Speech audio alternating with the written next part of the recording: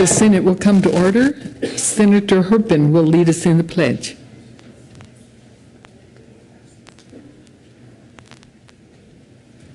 In memory of those who have paid the ultimate sacrifice in defense of our liberties, please join me in the pledge.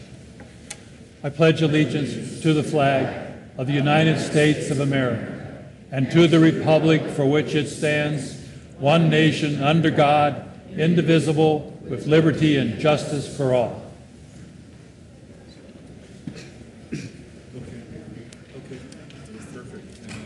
Mr. Majors, would you please call the roll? Aguilar, Balmer, Baumgardner, Brophy, Cadman, Crowder, Grantham, Guzman, Harvey, Heath, Herpin, Hill, Hodge,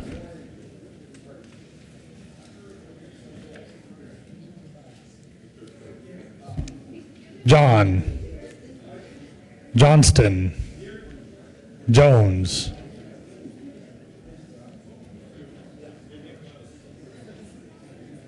Jones, Absent. Kafalis, Kerr, King, Lambert, Lundberg, Marble, Newell, Nicholson, Renfro, Rivera, Roberts, Scheffel, Schwartz, Stedman, Tocktrop, Todd, Ulibarri, Zenzinger,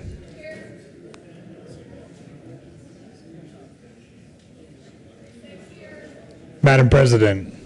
Here. With 34 present, 1 absent, 0 excused, the Senate has a quorum. Motion to adopt the journal, Senator Kerr. Thank you, Madam President. I move that the reading of the journal of Monday, February 17th be dispensed with and the journal be approved as corrected by the Secretary. You've heard the motion. All in favor say aye. Aye. Opposed, no. Ayes have it. The motion is adopted. Committee reports. February 17, 2014, Committee on Business, Labor, and Technology. After consideration, the Mayor's Committee recommends the following House Bill 1146 be referred to the Committee of the Whole with favorable recommendation. February 17, 2014, Committee on Judiciary. After consideration, the Mayor's Committee recommends the following Senate Bill 92 be amended as follows and as so amended before the Committee on Appropriations with favorable recommendation. February 17, 2014, Committee on Judiciary. After consideration, the Mayor's Committee recommends the following House Bill 1086 be referred to the Committee of the Whole with favorable recommendation, with the recommendation be placed on the consent calendar. February 17, 2014, Committee on Judiciary. After consideration, the Mayor's Committee recommends the following House Bill 1035 be referred to the Committee of the Whole with favorable recommendation, with the recommendation be placed on the consent calendar.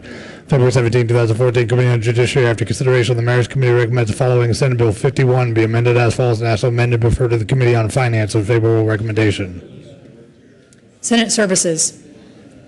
February 18, 2014, correctly printed Senate Bills 147 and 148, correctly engrossed Senate Bills 101, 112, and 137, correctly re-engrossed Senate Bills 119, 132, and 138, correctly re-revised House Bills 1004, 1031, 1081, 1232, 1233, 1234, 1235, 1236, 1237, 1238, 1239, 1240, 1242, 1243, 1244, 1245, 1246, 1247, 1248, 1249, 1250, 1251, and 1252.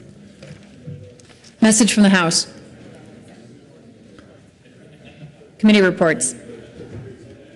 February 17, 2014, Committee on State Veterans and Military Affairs, after consideration, the Mayor's Committee recommends the following Senate Bill 116 be postponed indefinitely. February 17, 2014, Committee on State Veterans and Military Affairs, after consideration, the Mayor's Committee recommends the following Senate Bill 74 be postponed indefinitely. February 17, 2014, Madam President, the Committee on State Veterans and Military Affairs has had under consideration and has had a hearing on the following appointments and recommends the appointments be confirmed.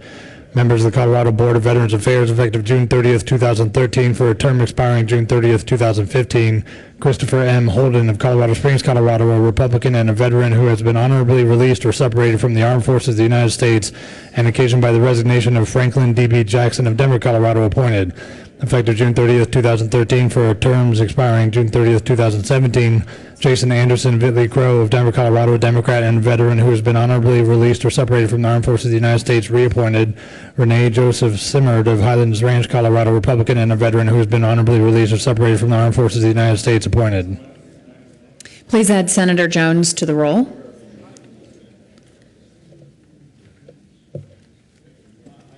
Message from the House. February 17, 2014, Madam President, the House has voted to concur in Senate amendments to House Bills 1078 and 1164 and has repassed the bills as so amended. Introduction of bills. House Bill 1060 by Representative Mitch Bush and Senator Schwartz concerning the authority of a municipality to compensate members of a municipal planning commission. Local government. House Bill 1117 by Representative Schaefer and Senator Roberts concerning the creation of the Colorado Premature Birth Commission. Health and Human Services. House Bill 1125 by Representative Mitch Bush and Senator Balmer concerning the circumstances under which a Unit Owners Association may disclose contact information for members and residents under the Colorado Common Interest Ownership Act. Local government. House Bill 1166 by Representative Vigil and Senator Tocktrop concerning the renewal of concealed handgun permits by Colorado County Sheriffs. State Veterans and Military Affairs. House Bill 1169 by Representatives Dorr and Garcia and Senator Tocktrop concerning the repeal of the Volunteer Firefighter Advisory Committee. Local government. House Bill 1183 by Representative Fields and Senator Jones concerning the reinstatement of the authority for active military personnel to practice professionally. Business, Labor, and Technology. House Bill 1190 by Representative Ryden and Senator King concerning the factors that are used to determine the financial capacity to provide matching monies of a school district or a board of cooperative services that has applied for financial assistance under the Building Excellent Schools Today Act. Education. Third reading of bills, consent calendar. Mr. Majority Leader. Thank you, Madam President. I move we lay over Senate Bill 97 until tomorrow, February 19th. You've heard the motion. All in favor say aye. Opposed, no. Ayes have it. We will lay over Senate Bill 97 until tomorrow. Members, we're on third reading of bills. Mr. Majors, would you please read the title to Senate Bill 126? Senate Bill 126 by Senator King and Representative Sonnenberg concerning the reclassification of the State Lottery Division as a Type 1 agency. Senator King.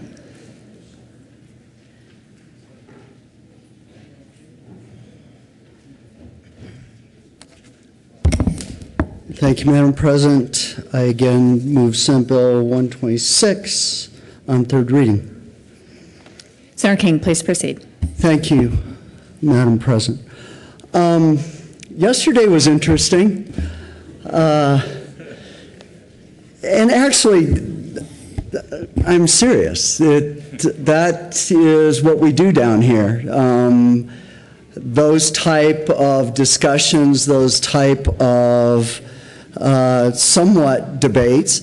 You know, I had an opportunity to talk with my friend from Denver after we got done laying this over, and he said, you know, I just really wanted to explain my position on this, and I didn't mean to, and I appreciate that. I wanted to hear his position on that and was looking for information, and you notice that when he did that, everybody stops and listens.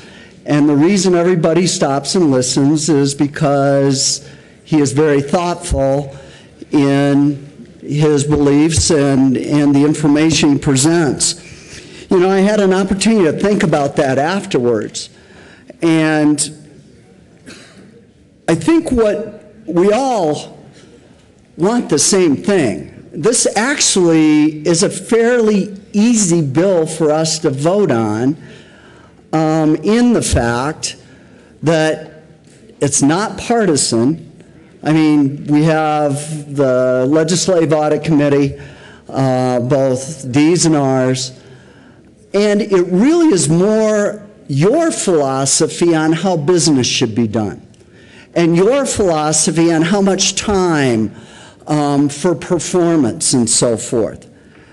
I think there was a little bit of confusion as to what a Type 1 commission is. There are a number of Type 1 commissions in Colorado. In agriculture's, the State Agriculture Commission, County State Fair Authority, State Board of Stock Inspection Commissioners, State Convention Board, Colorado Wine Industry Board, those are Type 1 commissions. In corrections, the State Parole Board is a Type 1 commission. In education, Faculty School Board, Charter School Institution, Board of Trustees for Colorado Schools for the Deaf and Blind, State Board of Education is a Type 1 commission. Under HCPF, Medical Services is a Type 1 commission.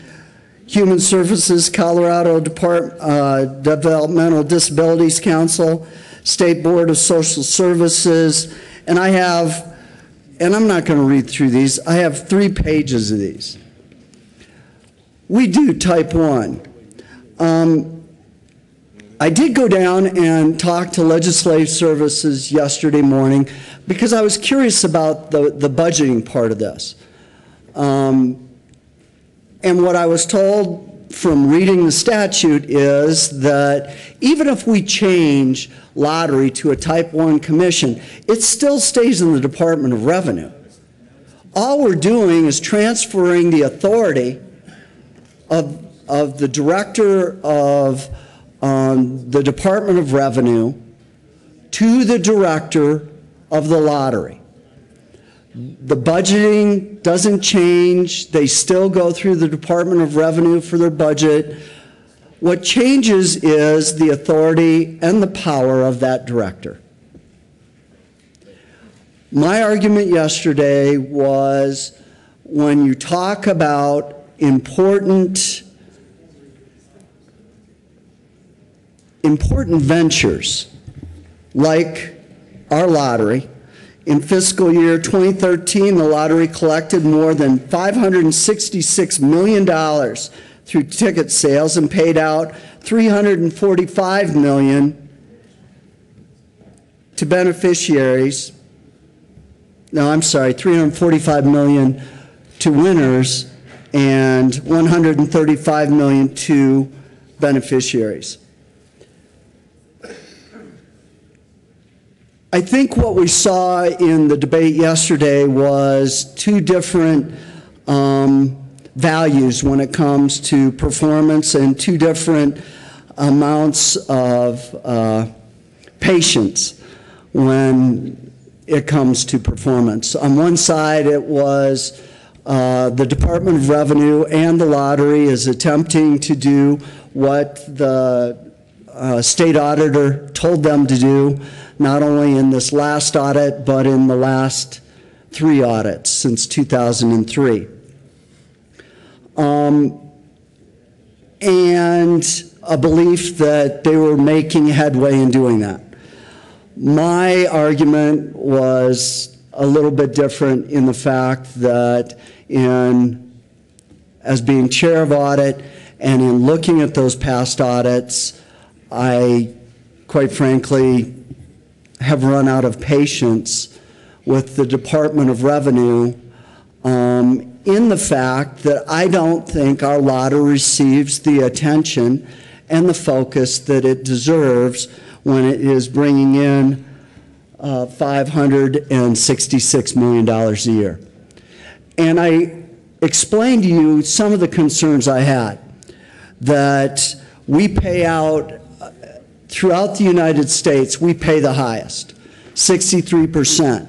And for a period of time, we were leaving $10.3 million that were going out in winnings that should have been going to beneficiaries because there was no correlation to an increase in sales, right? If you're giving more in winnings, you would expect to be selling more tickets. And that wasn't what was going on. And so we were leaving $10.3 million a year on the table. That happened for 3 years. That's $30 million that should have gone to these beneficiaries. GoCo, schools, and so forth.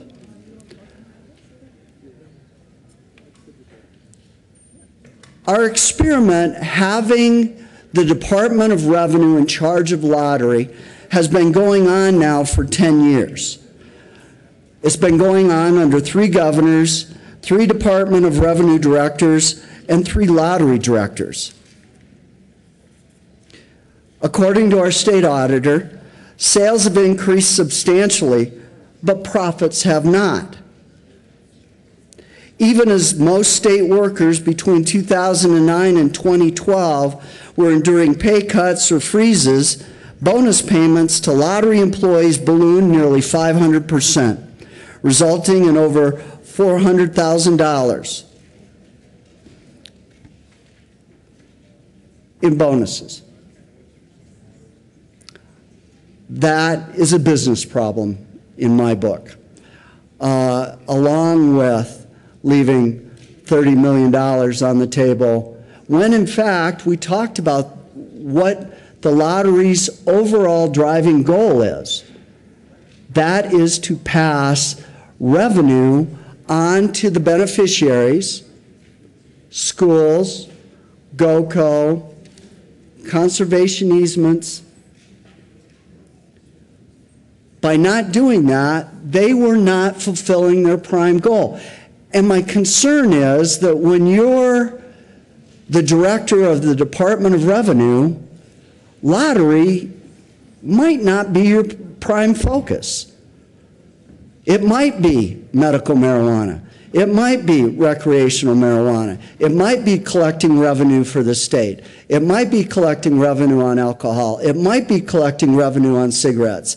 And all of the many other things that the Department of Revenue does. I understand that. They're very busy. This is $566 million of business coming into our state and into our treasury a year. My presentation to you is that lottery is important enough to be a Type 1 commission with a director that has one and only one overriding goal, and that is the success, peak performance of our lottery, along with the commission. Now, it's been said here at the mic that, well, that's taking away a layer of oversight. I think it's taking away a layer where no one's accountable, where we don't have one director that we can go to and say, so what are you doing with the lottery? How's that going? And have a report from them saying, wow, it's going great, we're being very successful, or it's not. Or it's like it's been the last 10 years, where we have these huge challenges. And I understand my friend from Denver's patience on, they're making effort, they're moving in that direction, they're trying.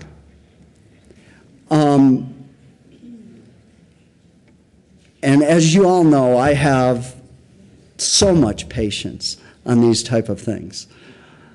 That I looked and I said, we can agree to disagree on this. And my disagreement is in the fact that we've done this for 10 years. I don't see it working to the benefit of the beneficiaries.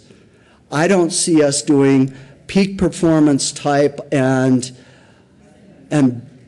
best practices. We are not doing best practices with our lottery, especially when we're giving away 3% more than any other state in the union. That's not best practices, and that's depriving those beneficiaries from that benefit. Now,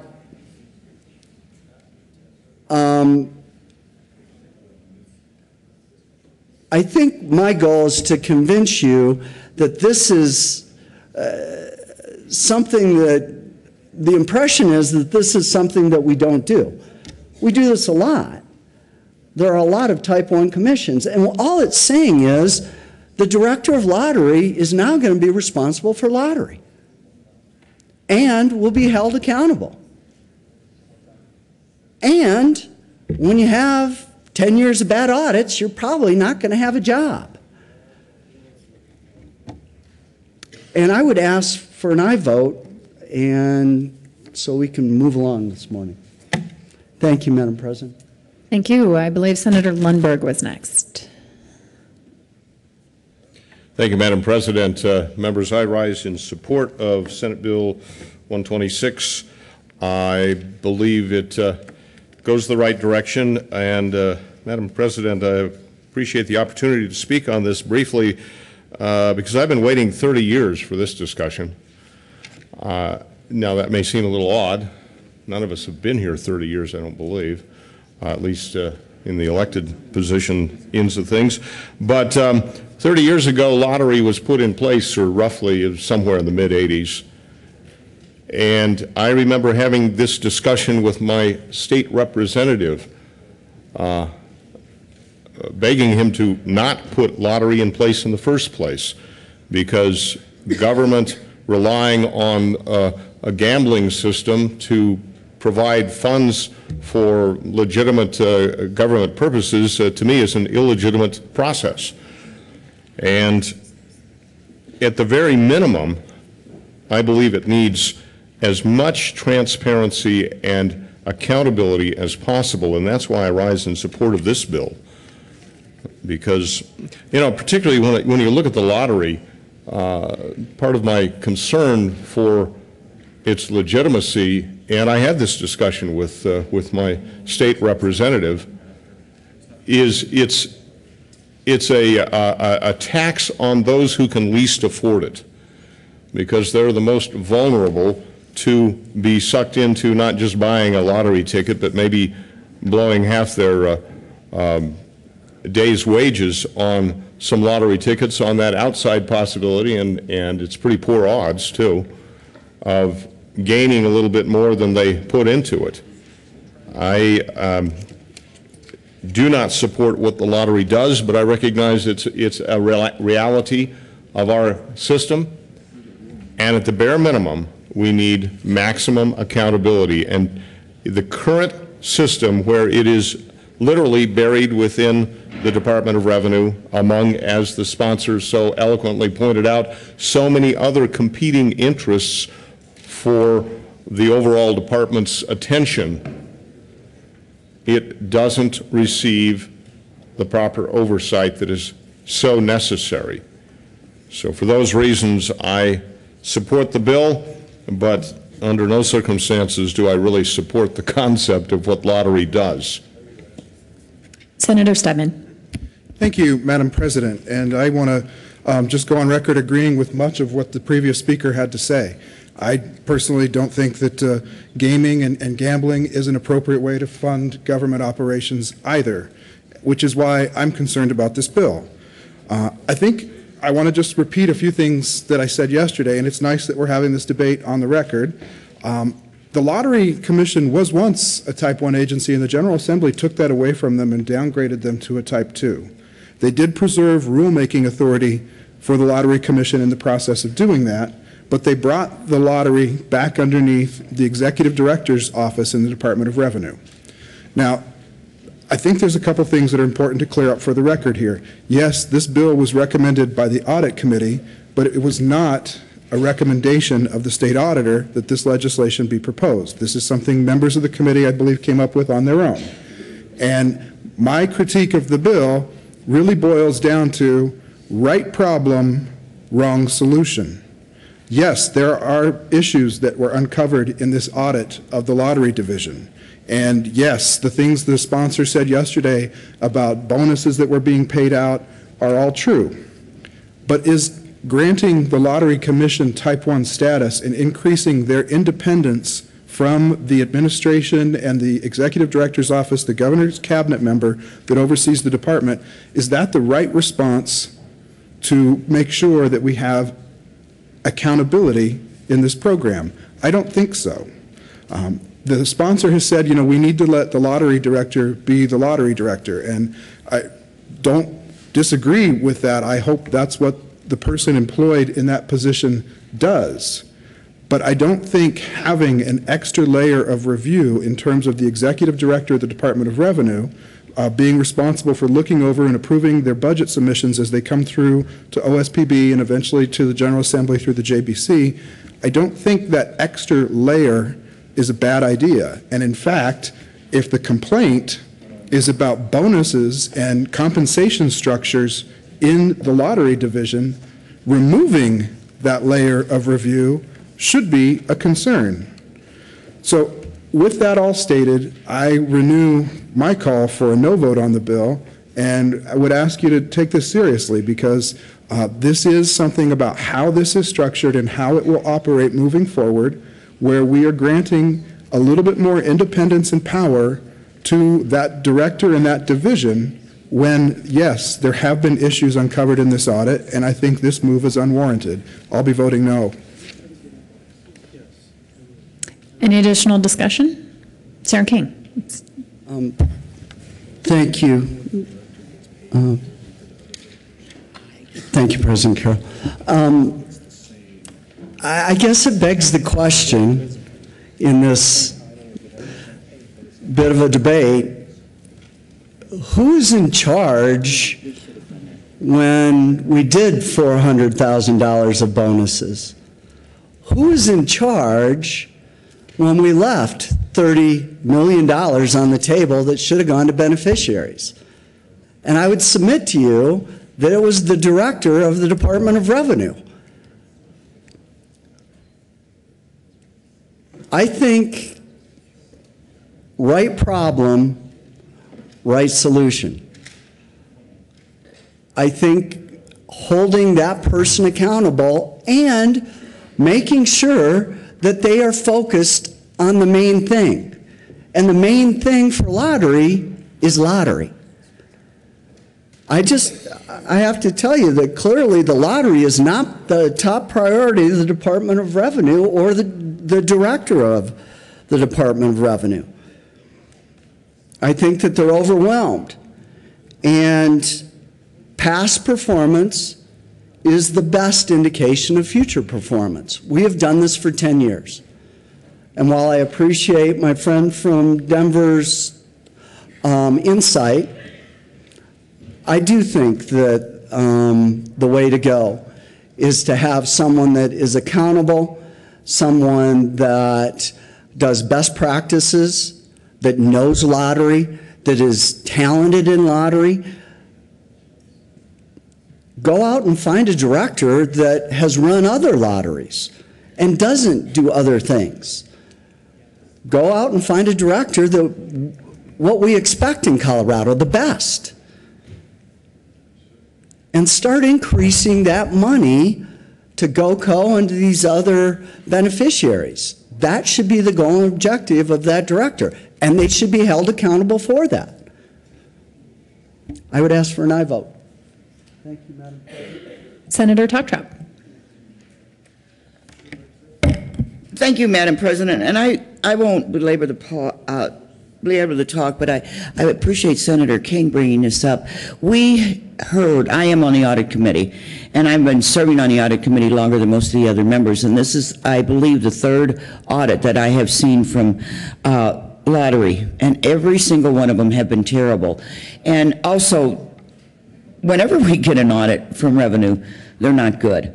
And I just think if there's any way that we could improve a system, and by making it a type 1 agency, I think that's good for the state of Colorado. And I want to thank Senator King for bringing this up. And I believe when this bill came forward from the audit committee, there was not one member of the audit committee that voted against bringing this bill forward. So I just ask for an aye vote. You know, the other thing, I think if there's problems down the road with this becoming a type 1 agency and things improve in the Department of Revenue, it can always go back to a type 2. But in the meantime, I think we need to have more oversight to the Lottery Commission, and I just ask for an aye vote.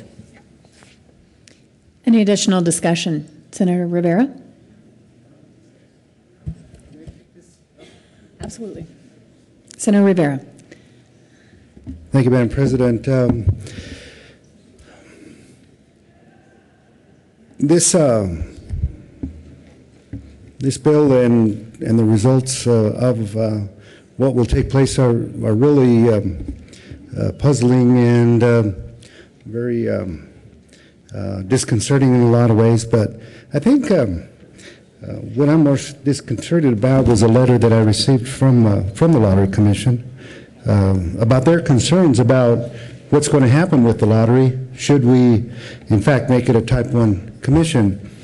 And Senator, the bill sponsor did, in fact, read from it yesterday, and I'm not going to read you the exact verbiage of it, but effectively what it said was that under a type 2 agency, there was more oversight, and it was made into a type 2 as a result of problems that were experienced as a type 1. And the fear was that if it went back to a type 1, that it possibly even revert back and would lend itself to having some problems. In fact, it mentions about conflicts of interest and that the vendors capitalized on conflicts and attempted to improperly influence the director by paying for extravagant gifts and trips. And again, the inference there is that if we get a director, that's going to happen again. A presumed belief that corruption is innate in that position. And I find that really, really troubling. I believe that we should hold not only the people in directorships and so on, but ourselves, for that matter, to the highest standard, beyond corruption. And that really, like I say, it does trouble me that would be thrown out as a reason to not make it a type 2. It's almost as if it was a canard. And as you well know, that the lottery is from Pueblo, and at least the location of the headquarters is in Pueblo. And this was universal, and we have people, well-respected people from Pueblo that are on the commission. But I'm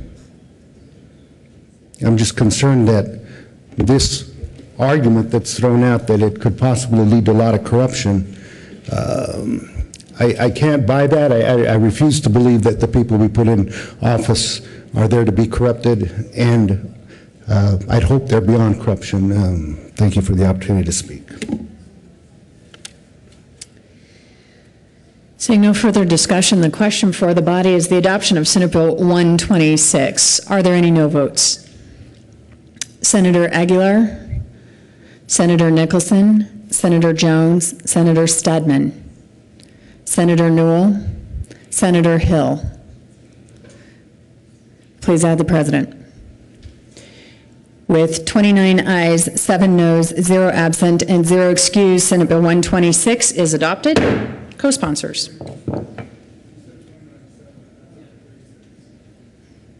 '28. Little delay on the count with 28 ayes, 7 noes, 0 excused, and 0 absent. Senate Bill 126 is adopted.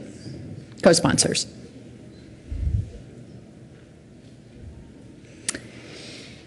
Would the clerk please read the title to Senate Bill 101? Senate Bill 101 by Senator Kafalis and Representative Janal concerning establishment of the unauthorized use of certain veterinary technician titles as a deceptive trade practice under the Colorado Consumer Protection Act. Senator Kafalis. Thank you, Madam President. Good morning, colleagues. I move for the adoption of Senate Bill 101 on third reading and final passage and ask for your support of this bill. Any discussion? Question for the body is the adoption of Senate Bill 101. Are there any no votes? Senator Crowder, Senator Scheffel, Senator Balmer, Senator Rivera, Senator Marble, Mr. Minority Leader, Senator Baumgartner, Senator Balmer, I've got you, Senator Herpin, Senator Harvey, Senator Lambert, Senator Hill, Senator Lundberg, Senator King, Senator Renfro, Senator Grantham, Senator Brophy, Senator Roberts.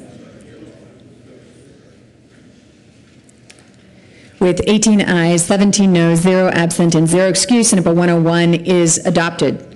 Co-sponsors. Senator Nicholson. Senator Hodge. Mr. Majors, would you please read the title to Senate Bill 112? Senate Bill 112 by Senator Stedman and Representatives DeBrand and Giroux concerning a requirement that all financial assistance awarded from the Public School Capital Construction Assistance Fund under the Building Excellent Schools Today Act be subject to annual appropriation. Senator Stedman. Thank you, Madam President. I move Senate Bill 112 on third reading and final passage. Senator Lambert. Thank you, Madam President. And we probably ought to have a discussion, since this was recommended by the state auditor, of making the BEST program a Type 1 agency. But instead of that, I would ask for an aye vote. Any further discussion on Senate Bill 112? Question, Senator Stedman. Thank you, Madam Chair. And just for the record, the State Board of Education is a Type 1 agency. They're an independently elected constitutional board, and they actually are the Type 1 agency that oversees the Type 2 board, which is the BEST board that makes recommendations to them. Senator Lambert. Thank you, Madam President, and too much information there, Senator Stedman. Question for the body is the adoption of Senate Bill 112. Are there any no votes? With 35 ayes, 0 noes, 0 absent, and 0 excused, Senate Bill 112 is adopted. Co-sponsors. Mr. Majors, would you please read the title to Senate Bill 137? Oh, please add Senator Crowder as the co-sponsor to Senate Bill 112. Other co-sponsors? Okay, Mr. Majors, please read the title to Senate Bill 137. Senate Bill 137 by Senator John and Representative McNulty concerning certification of workers' compensation insurance forms. Senator John. Thank you, Madam President. I move Senate Bill 137 on third reading, final passage, and ask for a yes vote. Any discussion? Question for the body is the adoption of Senate Bill 137 on third reading, final passage. Are there any no votes? With 35 ayes, 0 noes, 0 absent, 0 excused, Senate Bill 137 is adopted. I see a no vote for Senator Marble on Senate Bill 137. Are there other no votes? With 34 ayes, 1 no, 0 absent, and 0 excused, Senate Bill 137 is adopted. Co-sponsors. Senator Kafalis, Senator Newell.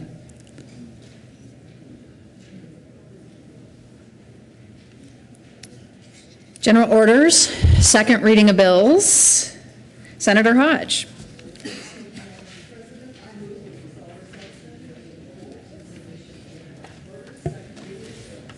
You've heard the motion. All in favor say aye.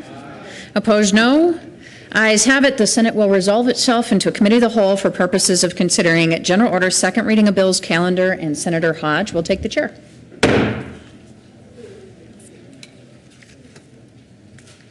The committee will come to order. The court rule is relaxed. Mr. Majority Leader. Thank you, Madam. We need to read Senate Bill 17, I believe. Mr. Majors, please read Senate Bill 17. Senate Bill 17 by Senators Robertson, Hodge, and Representatives Vigil and Quorum concerning a limitation on the approval of real estate developments that use water rights decreed for agricultural purposes to irrigate long grass. Mr. Majority Leader. Thank you, Madam Chair. I move we lay over Senate Bill 17 until Friday, February 21st. You've heard the motion. All in favor say aye. Aye. All opposed, no. The ayes have it. It will be laid over until the 21st. Mr. Majors, please read the title to Senate Bill 43. Senate Bill 43 by Senator Grantham concerning the inclusion of certain land areas used to grow products that originate above the ground within the classification of all other agricultural property for property tax purposes.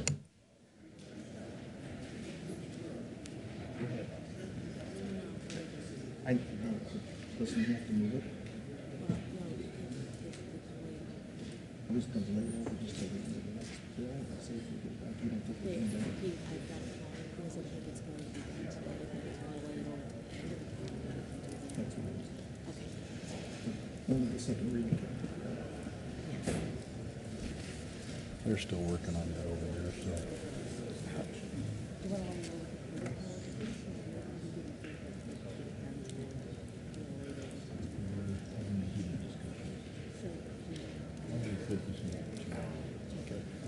Does he have to read it? You already read it, so we're... Senator Heath. Thank you, Madam Chair. Just to let everybody know, a request has been made for a new fiscal note, and the conversation there was about whether it was going to be ready. It now appears it is not going to be ready until tomorrow, so I'm going to move that we lay over Senate Bill 43 until tomorrow, February 19th. You've heard the motion. All in favor say aye. Aye. All opposed, no. The ayes have it. Senate Bill 43 will be laid over until February 19th. Mr. Majors, would you please read the title to Senate Bill 125? Senate Bill 125 by Senators John and Harvey and Representatives Papone and Sabo concerning the regulation of transportation network companies and in connection therewith requiring transportation network companies to carry liability insurance, conduct background checks on transportation network company drivers, inspect transportation network company vehicles, and obtain a permit from the Public Utilities Commission. Senator Heath. Thank you, Madam Chair. This is layover warning. This bill is not ready to be heard, so I'm moving we lay over Senate Bill 125 until Friday, February 21st. You've heard the motion to lay over Senate Bill 125 until the 21st. All in favor say aye. Aye. All opposed, no. The ayes have it. Senate Bill 125 will lay over till the 21st. Mr. Majors, would you please read the title to Senate Bill 103? Senate Bill 103 by Senator Guzman and Representative Fisher concerning the phase-out of the sale of certain low-efficiency plumbing fixtures. Senator Guzman. Thank you, Madam Chair. I move Senate Bill 103 and the amendment to L001 to the bill. Senator Guzman, would you please move the Agriculture, Natural Resources, and Energy Committee report? Thank you, Madam. I move the committee report from the Natural Resources, Energy, and Agriculture, Natural Energy, and Natural Resources and Energy.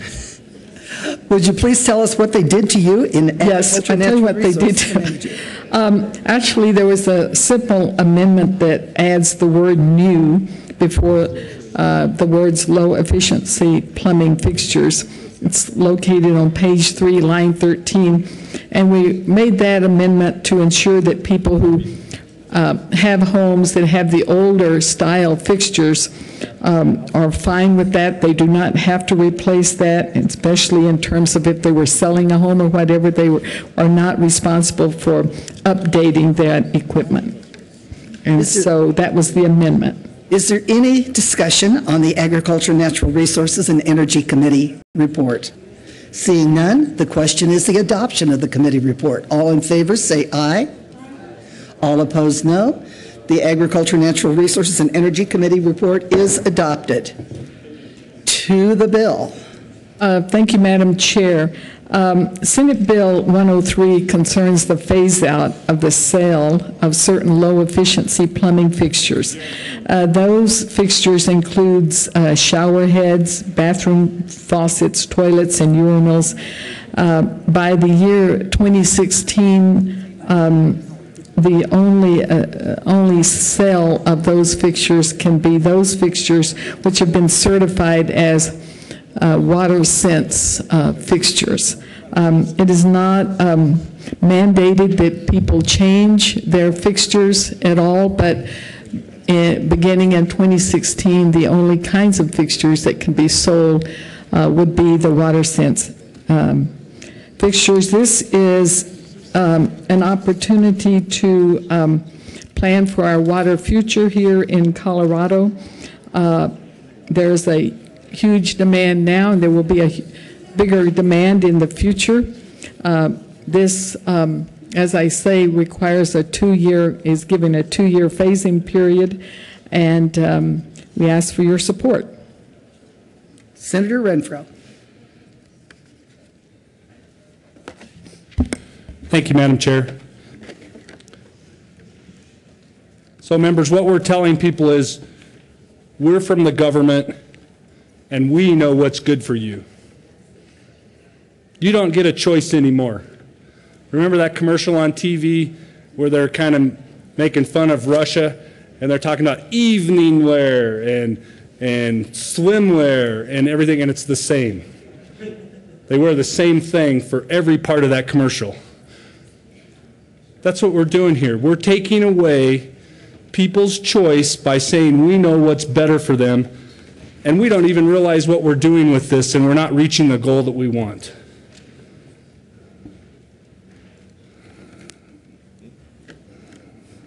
What's the goal of this? To conserve water, to be good steward, to save water? That sounds great. We all should do that, and I think there's opportunities to do that. But this bill doesn't do that. You know what this bill does? This bill makes every person, every citizen use less water and lets the government keep it and use it for what they want, which in reality is defeating the purpose. That's what conservation does. When you put low flow fixtures in, as a developer that I am, I have to give a certain amount of water per lot to the city to develop a lot. So I give that water. That's put in the development agreement before I start. And they dictate what that is. So then when you put this on, so they've already got the water, they get it every year because that's what a water right does, and so they have that water. So then when we come in and put a restriction like this in place, that's less water that one house is going to use. The city doesn't come back to me as the developer or the owner of the lot and say, well, guess what? We didn't need that much water. You're going to get your share back. You're going to get, however much it is. I spend millions on water, to be honest. You're going to get that money back. No, they keep it. And what do they do with that water? They reuse it, and they reuse it. And if you talk to any of the water engineers on this, what's happened is we have less water going through our treatment plants back to the river because of the conservation, because the cities have this extra water that they now have in their system, and then they put it to another use within the city. So they don't have to buy as much water in the future, even though they still require it from the developer. And so the end result is less water going down the river for farmers, for agriculture, for our environment, for our fish, for the crane in Nebraska. And that's what's wrong with any bill like this that's trying to do it from a conservation perspective. It doesn't look at the big picture of what's really going on in the world about water. And that's the part of it that nobody ever looks at when you talk about conservation. If you're going to do conservation, then make the cities take that extra water and put it in the river instead of let them use it. What's the goal? Why are we doing this? Where is that extra water going? Nobody ever wants to talk about that, and the cities aren't going to come in and tell you that, because that's what really happens here. That's what happens on any bill like this. And so then you're actually doing the exact opposite of what you want with a bill like this. So West Slopers, you ought to pay attention, because this is doing exactly the opposite of what you want, because now you have less water in the river because we've been more efficient and we're using it better, and less water is getting to the treatment plant and getting into the river. And so when you have less water through the treatment plant, through the river, then farmers are competing more, developers are competing more, cities are competing more for that precious little water right that isn't in the river anymore, and we're having to reduce what each share is worth. Let's really learn about the consequences of what we're trying to do. This is a bad bill. This goes the wrong direction. It does exactly the opposite, but yet we're going to feel green because, oh, we're reducing the water. Has anybody ever used a water shower head that has a reduced flow? I have a condo in Keystone. Let me tell you, the first thing I did was take out those filters that they put in them, because it's just a little filter. You just take the head off and you can pull the cap off. The toilets honestly have gotten better and they are worth it. But the shower heads, holy cow. I haven't found one I like yet. And I do this stuff for a living. Please tell me what is the goal and how the water is going to get to where you say it's going to be, because it doesn't do that with this bill. Vote no on this bill. This is a bad bill that takes people's choices away and actually gives government more power and more water, and that's all it does. Senator Rivera.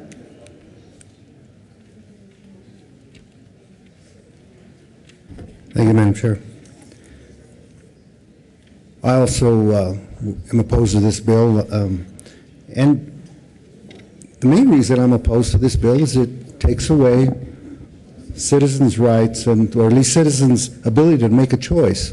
It forces upon them. The bill sponsor made the statement that it doesn't in fact force people to buy certain kinds of fixtures, and yet 10 seconds later says that all the current fixtures will be phased out, and now the consumer doesn't have any option but to buy that certain type of fixture. And if that's not forcing a consumer into doing something, I don't know what is.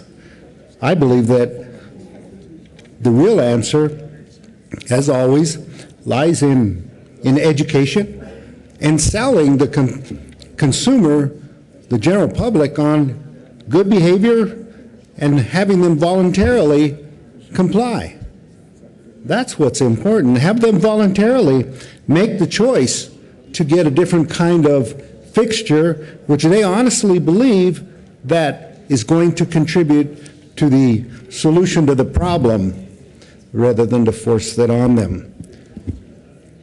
People, myself included, don't like to be told what to do.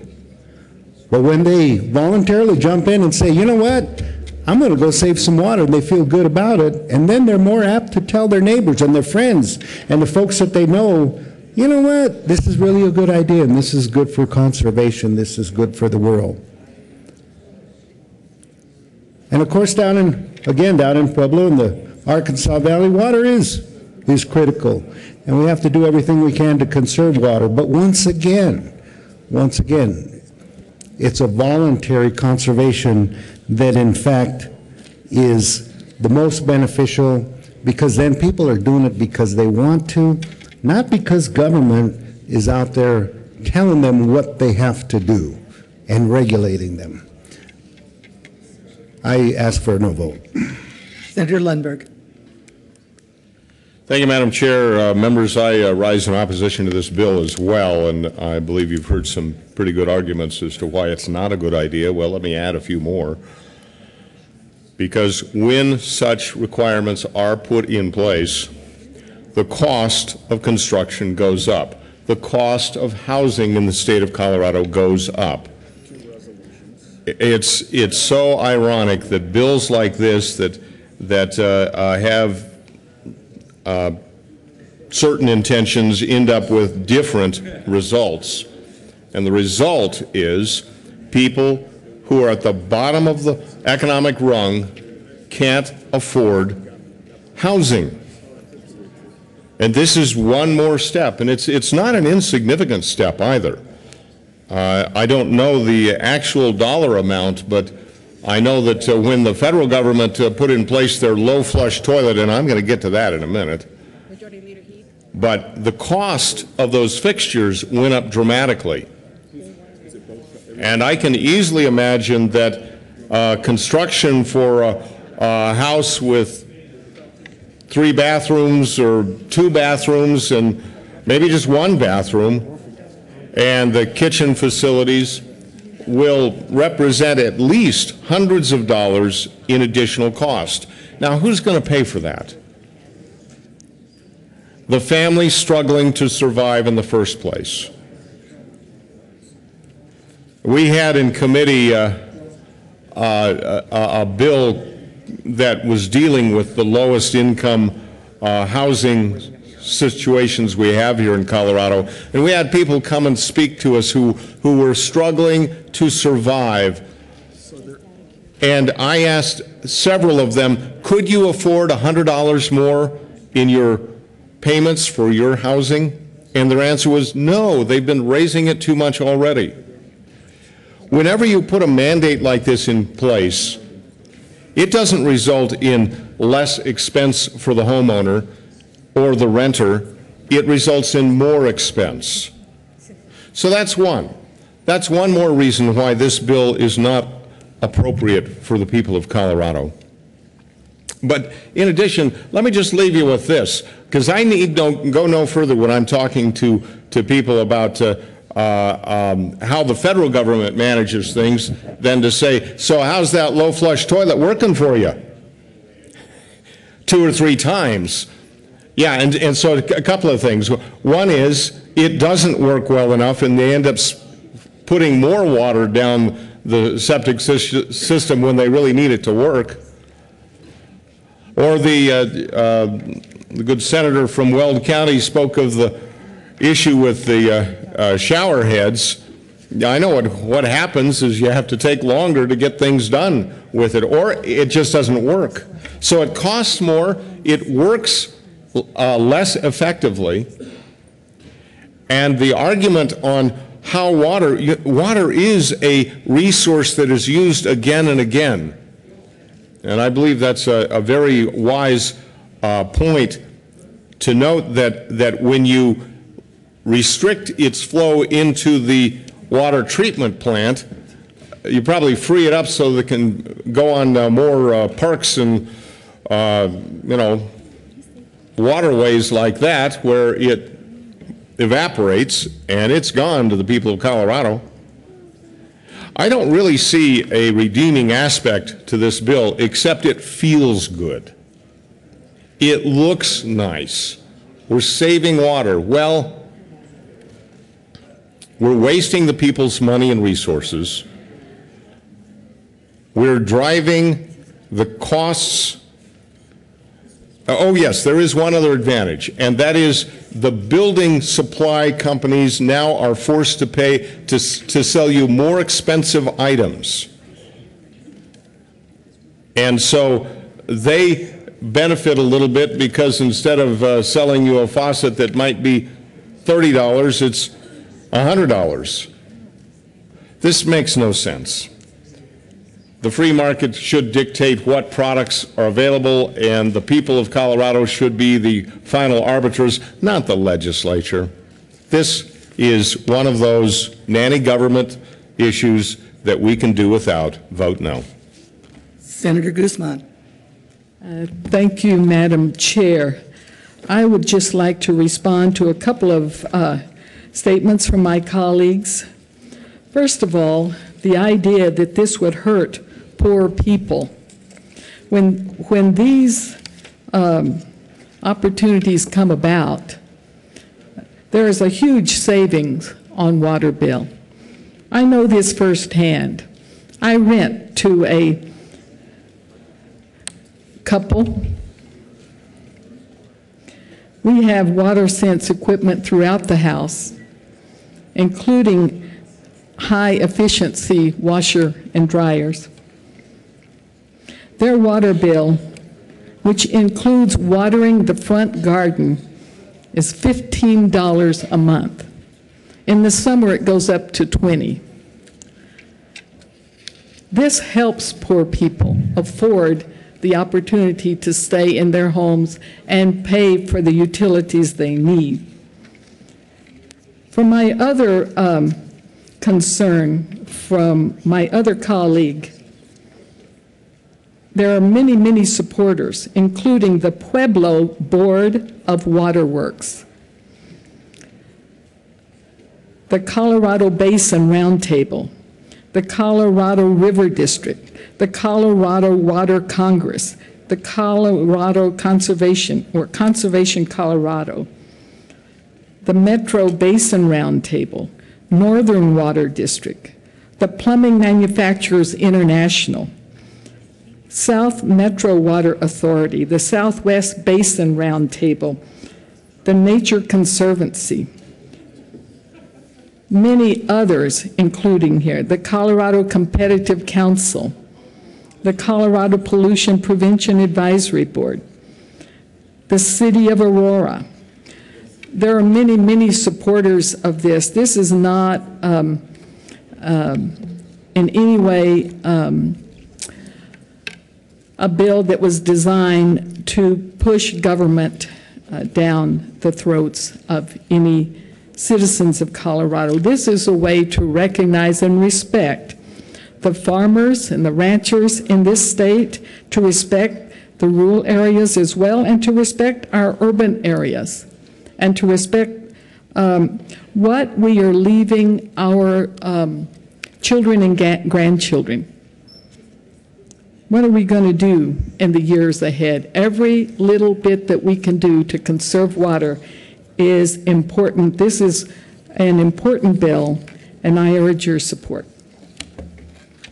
Senator Ulibarri.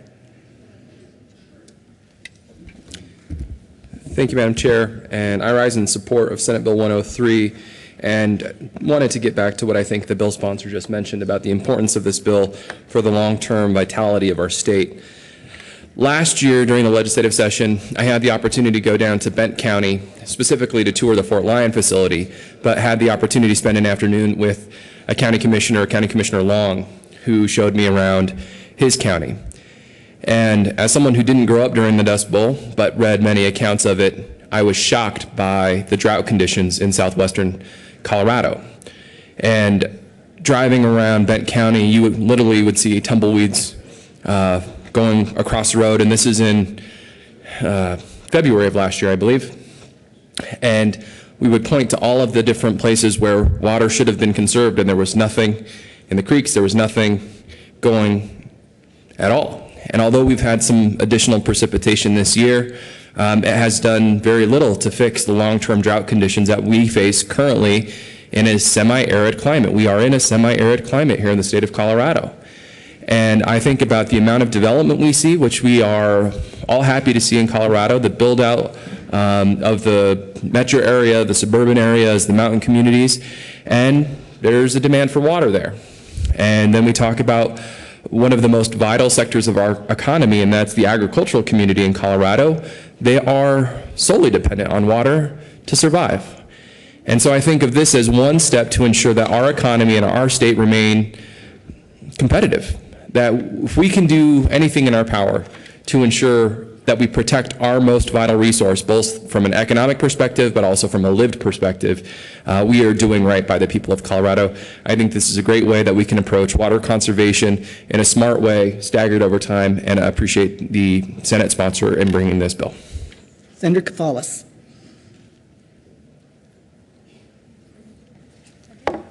Thank you, Madam Chair. I rise in support of Senate Bill 103. I've listened to the comments. I certainly get it with regard to the importance of discerning what is the proper role for state government, but I would submit to you all that we have a crisis situation with regard to our beautiful state and our supply of water and how we use this water. And while we have made progress over the years in terms of water conservation, energy efficiency, we still have a long ways to go. It has to be a multi-pronged solution in terms of how we use the water, how we balance the needs between agricultural and municipal use.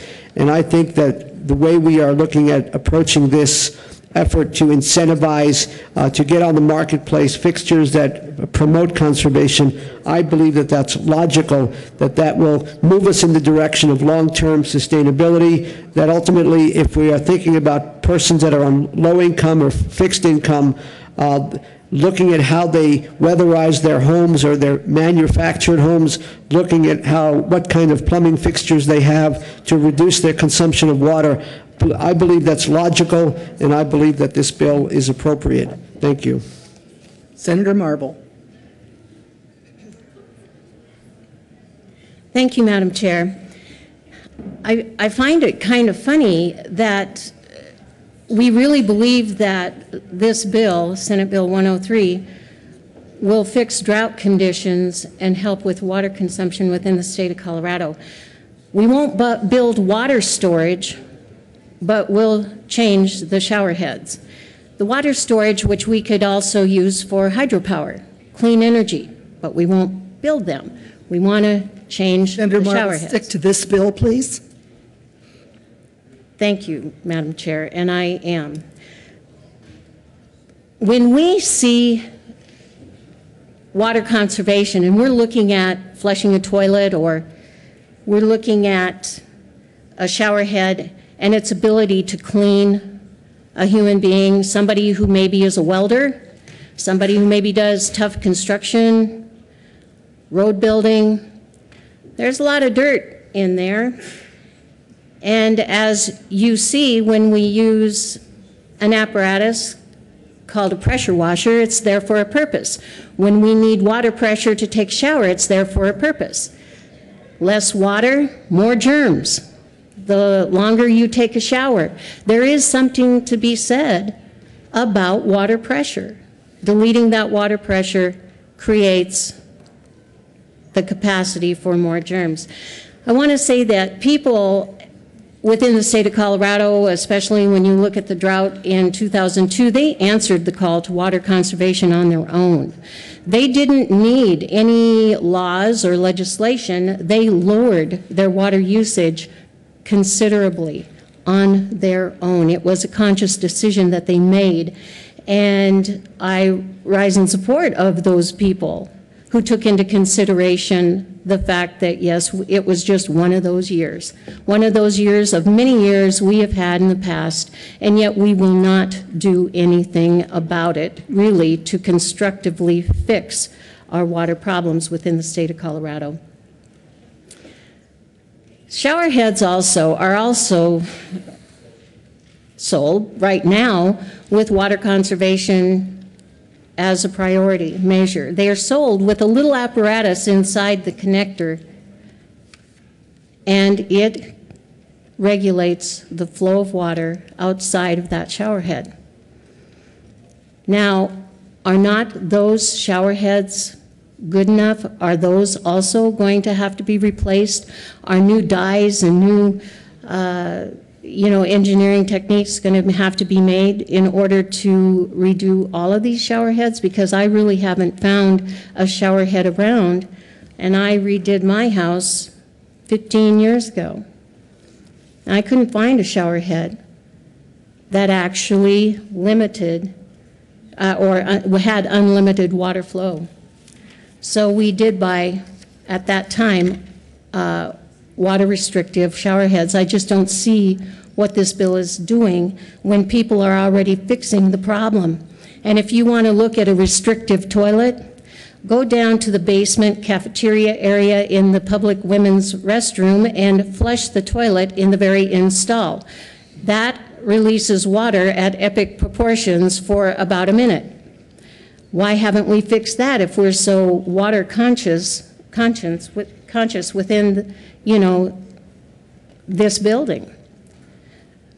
We need to take a look at some of the things that we're doing and some of the things that are happening here. I am a no, to which I could not say more about what is this really trying to fix? And, in giving all the testimony against this bill at this time, what are we expecting of the people of Colorado, saying, you're really, really working, we know, we really understand you're working very hard to restrict your use and conserve water, but it's just not good enough. Anything you do is not good enough.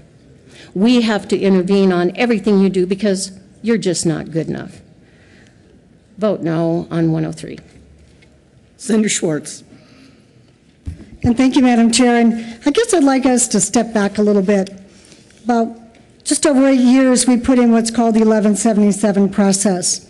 And that, we probably had maybe 700 meetings in basins and the roundtable process and our IBCC. And what we have done is we have come up with working towards a Colorado Water Plan. So some people think Colorado's going to double in its population by 2050 and be about 500,000 acre-feet short of water. Now, living on the western slope, I don't want to send water to subsidize that growth on the Front Range unless we've seen all the water providers utilize the efficiency and water users utilize the efficiency that they have available to them. So one of the priorities as we look at this water plan is to look at efficiency as being one of the legs of the stool. Right now, we have the opportunity and trying to achieve water conservation with mechanisms that Texas, Georgia, California have already in place. They haven't seen their water treatment plans and their sewage systems fail as a result of putting in water efficient fixtures. Right now, approximately 70% of the toilets you can buy on the market are the tank type WaterSense. So WaterSense, it's just like Energy Star. Would you want to go buy a refrigerator today that doesn't have an Energy Star mark on it? Probably not, because you know you're going to be paying more money for that long term. So let's talk about the tank type toilets. About 70% are already on of them, what you see in the market are in fact WaterSense figures. We will find that Denver Water is spending about $10 million on incentives. So they'll pay you $75 to change out an old fixture. So if you go in as a developer, that you're probably going to pay about $7 more for that WaterSense type toilet. But within 1 year, your savings on your water bill and your sewer bill will pay for that back. So then going to the laboratory faucets, about 80% are WaterSense, and you will save $6 on that average faucet.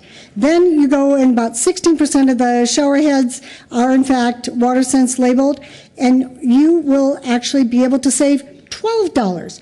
So these hundreds of dollars that we're going to be putting on the backs of people to pay for this savings is just not accurate, because the average savings on a toilet can be $26, $40 a year for that annual savings. So let's think of the value it can bring to people long term. Let's think about that incrementally. This is not a hardship when you look at the opportunity. And then our wastewater treatment plants. We probably have about $2 billion of wastewater treatment plant infrastructure needs in the state of Colorado. We don't have the money for that. So as we're looking at doubling our population, do we want to double the amount of water that needs to be treated with our infrastructure? How are we going to pay for that long term? Well, we're not. So asking that we might utilize the infrastructure we have more efficiently with having that plant last longer with the water that is going to be needed to be treated as our population potentially grows, that this is an opportunity not to convert more ag land, to pay for this growth, to pay for this water, but stretch and use the water that we need. And that downstream user, first of all, if it's water that's diverted from the western slope, they get to use it to extinction. They can use it, and they can use it as a gray water system, and they have no obligation to send that water downstream. So that is a bit of a, half that glass of water probably comes from water that's comes from a trans-mountain diversion. So let's step back and not talk about that you probably will save, what did I just say? $12 on a shower head, $6 on a faucet, and recoup that little bit less if you didn't have an incentive on that toilet. But let's step back and say, what is Colorado about? What are we going to do? We are only seeing that our droughts are continuing. They are unprecedented. We need to deliver to 18 states. 18 states with our compacts. So over 60%, approximately 60% of our water actually goes out of the state. So let's do the best with what we have. Let's all find a way that within several years, this marketplace will change in terms of buying these fixtures, as we saw our appliances, as we saw Georgia, Texas, California adopt these because they know that the drought in California is only slightly going to be impacted by people using water more efficiently. I ask for a yes vote. As Coloradans, we spent 8 years talking about this issue, and we are recommending this as one of our tools, that we find efficiency. We are the Front Range water providers, brought this bill, support this bill, and find that this is going to be one tool in the toolbox when it comes to Colorado's ability, long-term, to address our needs and be able to provide for the quality of life and the opportunities without doing it on the backs of agriculture. Senator Rivera.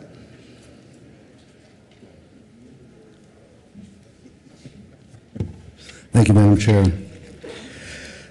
There's been some really interesting discussion and debate over this bill, that's for sure. We've had colleagues on the other side talk about multi-pronged approach. I believe that we need a multi-pronged approach. I just don't believe that we need the government to be one of those tines in that multi-prong. Talked about incentivizing. Well, that's what it is all about, incentivizing. Like the Field of Dreams, build it and they will come. If in fact this is such a good idea and a great idea, which I think water conservation is a very good idea, that's for sure, then we should be able to trust our citizens to make the right decision on their own, to do the right thing, because it's the right thing to do. And my colleagues that have come up in support of the bill, you know what? I think if they were salespersons out there in the private market convincing the people that this is the way to go, well, I'll tell you what, with arguments like that, I could see the consumer public saying, you know what? You've got a really good idea.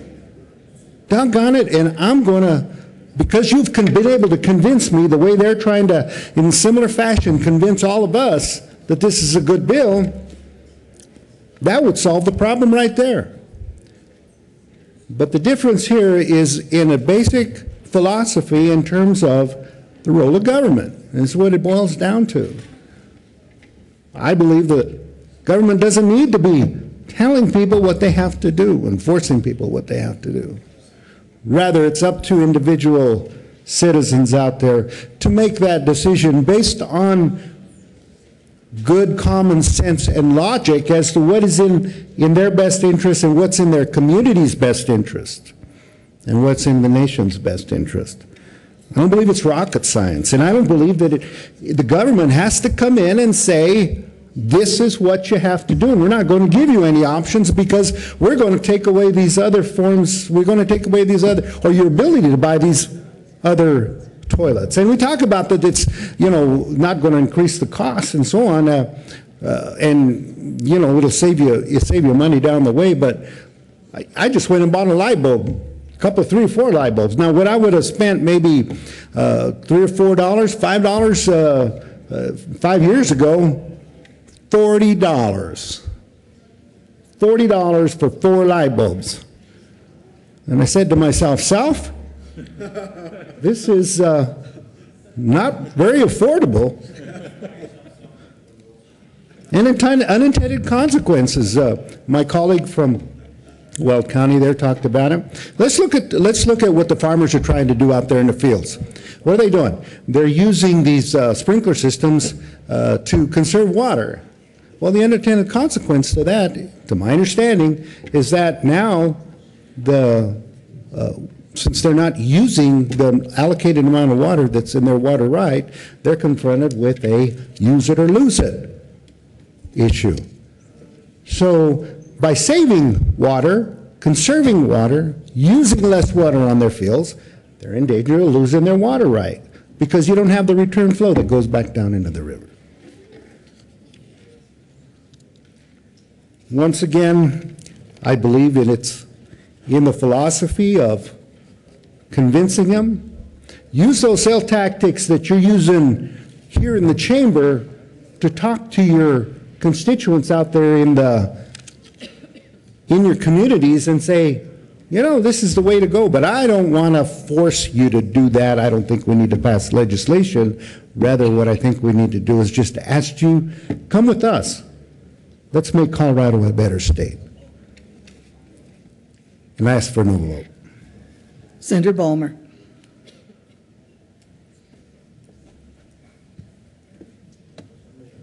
Thank you, Madam Chair. Well, members, this debate reminds me of one of my favorite episodes of Seinfeld, where the building where Jerry and all of them live put in the low-flow shower heads.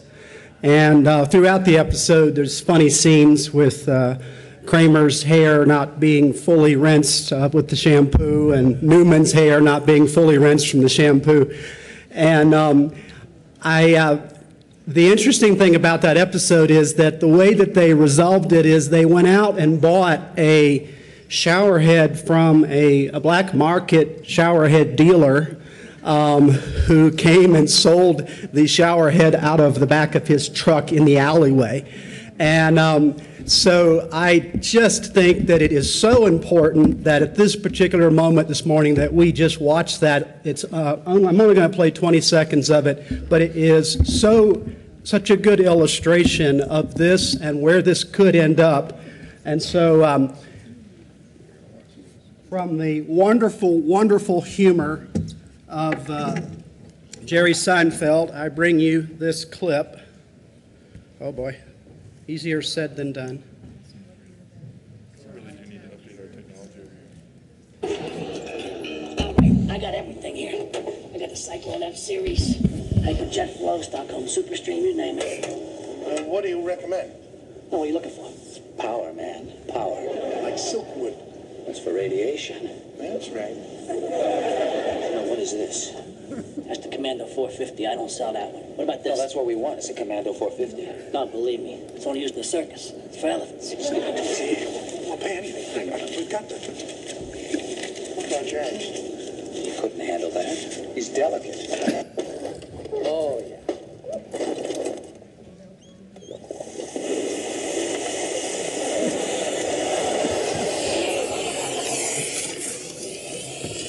Thank you for your indulgence, Madam Chair. Senator Lundberg. Thank you, Madam Chair. I'm not sure that I can follow that with quite as entertaining a fashion, but that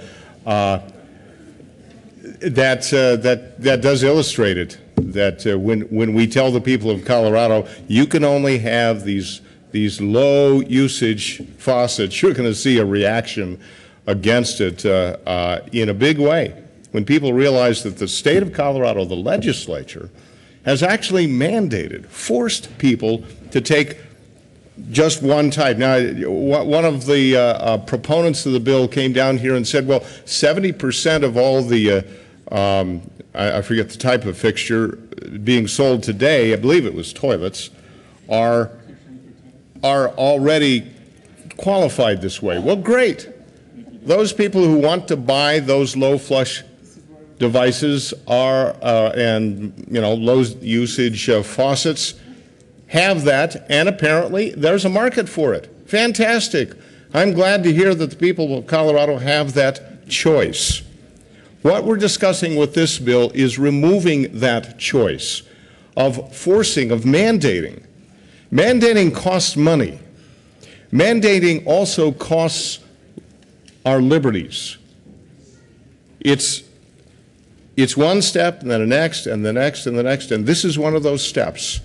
And it's one of those steps that everybody ultimately is going to feel and see. So it's worthy of our discussion for some time here on the Senate floor, because it takes that much more freedom away from the individual citizen. Is that really what we all are about here? Is that the purpose of state government?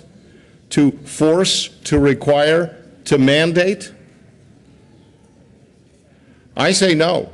That's why I stand in opposition to the bill. Now, we've heard some other interesting testimony or debate and discussion, I should say, concerning the need for our state to manage our water resources. And to that, I certainly agree. I believe that's a very prudent statement. I'm not so sure I would say we're in a crisis today. Indeed, up in Larimer County, our crisis last September was too much water. And if you look at the snowpack right now, it's looking pretty good in most of the state. So we have to manage that, but believe me, the arguments I've heard, I believe, make a very strong case for water storage, for setting aside those, for building the dams that can hold the water, that can bless future generations, even as past generations have done for our benefit.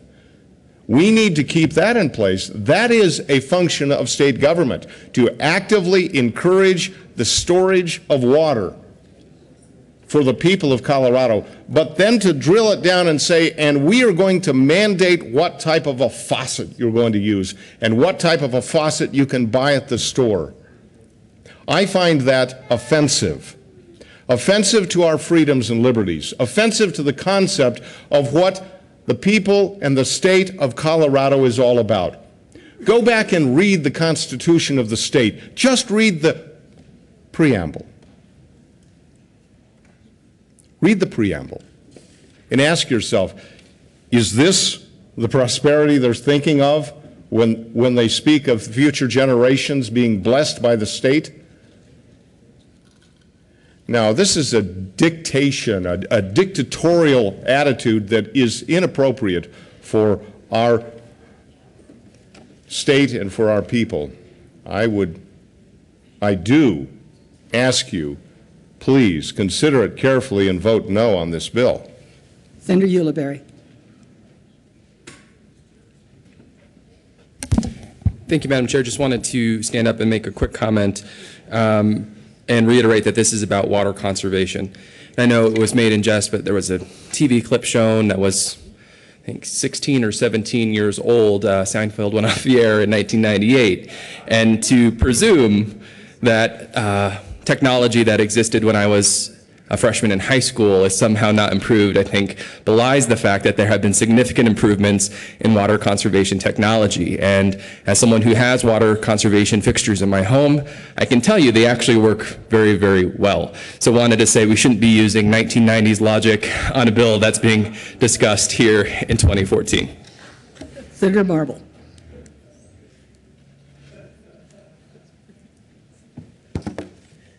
Thank you, Madam Chair. We have heard a lot of argument against this bill, and I can't stress enough how this bill will only reach longer showers and double flushing. It's what people do. And what I look is, the good senator from Senate District 5 had cited 60% of our water goes out of the state. All the more reason for water storage. And that water storage will also be something that we can use from the runoff of the snowpack this winter. I mean, we cannot stress that enough. Our water storage is behind the times. Our shower heads are not. When you look too, at having a mandatory shower head or faucet or toilet. What's going to come next? An automatic shutoff valve when you have reached the quota for your family's water use that day? What's going to come next? I mean, we are incrementally saying that these are tools, but actually it's control. These aren't tools. People had, I cannot emphasize this enough. I've been to water board hearings. I've heard how the people have rose to the occasion to conserve water on their own, and they're doing a great job. But it's never good enough, never good enough. We reward them with more controls. And what's going to happen? Okay, you're at a garage sale, say 5 years from now, and you buy one of these shower heads that aren't approved. Are you going to be fined? Are you going to be cited? Is that what coming next? I mean, is there a fine? Is there a civil penalty coming with this? It usually does. And that's what the people are waiting for. And I would say this is a good argument for, you know what, let's just stop and applaud the people. Let's applaud the people for what they're doing, not control them. Let's tell them, good job. Good job. Because they have done a good job. And every time the state gets involved in another water issue, like what they have done in Weld County to the farmers, and shutting off their ability to irrigate, that's become a huge problem. Huge problem. Let's let the people make up their minds. If they want to use what is already available, that's great. Applaud their efforts. They are the ones who will regulate their water intake and output as their water bills and their budgets demand. People are changing their landscape designs to accommodate water usage and conservation, yet we aren't applauding those efforts. We're saying, no, that's not enough. It's not enough, it's not enough. We need to control your whole family. We need to control your home. We need to control what you eat. I'd say this is just another step too far. Let's applaud the efforts of the people instead of putting up more restrictions, to which I'd really like to know, are you going to add a civil penalty to this later on? Senator Rivera. Thank you, Madam Chair. Once again, there's been a lot of talk and a lot of lofty talk about ideals and what we're trying to do or what is trying to be accomplished with this bill. And we're all in favor of water conservation. We're all in favor of doing the best and leaving for our kids and our grandkids a world that's as good, if not better. I mean, I believe the whole chamber, we're all in unison of that. Question is how to get there. And the bottom line is this. The bottom line is this, and it truly comes down to this, in my opinion. A no vote says that you trust the citizens to make the right choice for the right reasons at the right time. You trust the people that voted you into office to make that good decision. A yes vote says, we don't trust you to make that decision, that proper decision. A yes vote says, the government has to do it for you. And I ask for a no vote. Senator Grantham.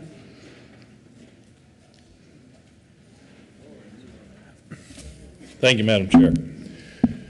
It was suggested up here that because a sitcom in particular had been done away with, I don't know, maybe a decade ago or more, that it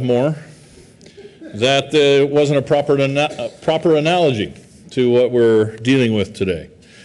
I would probably also submit that using the Dust Bowl as an analogy would also be improper to draw conclusions on this bill. Folks, this legislation, if it had been enacted prior to the Dust Bowl, would not have stopped the Dust Bowl. And folks, not passing this legislation today will not create the next one. We do not need this. The previous senator just laid it out very well. Do we trust the citizens of this state or don't we? We've proven over and over again our resiliency in Southeast Colorado to adjust to the times, to adjust to those situations where we had that lack of water. Fremont County was a great example of this, where we responded with greater efficiency.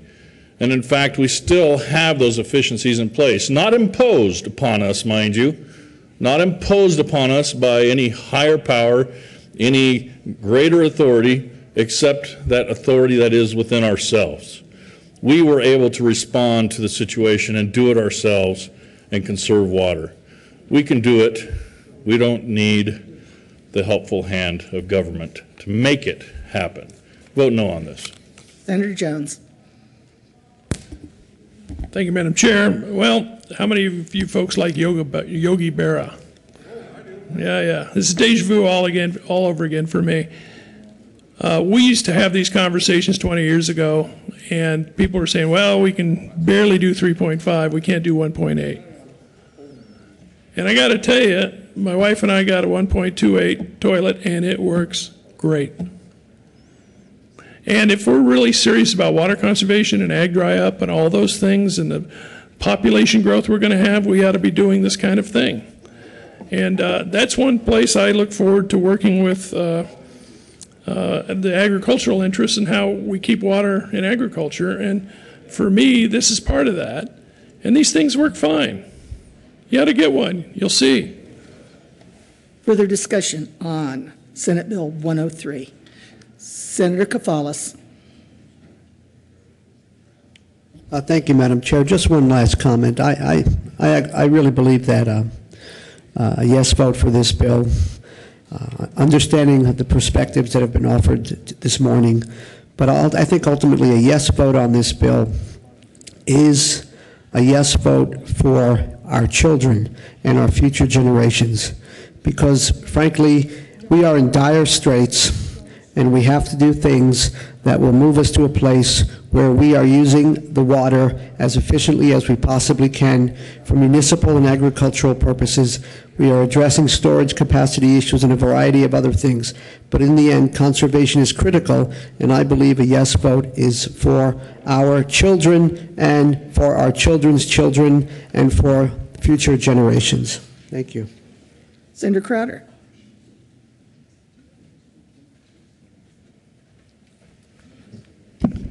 I don't believe government belongs in the bedroom, and I don't believe government belongs in the bathroom. And I've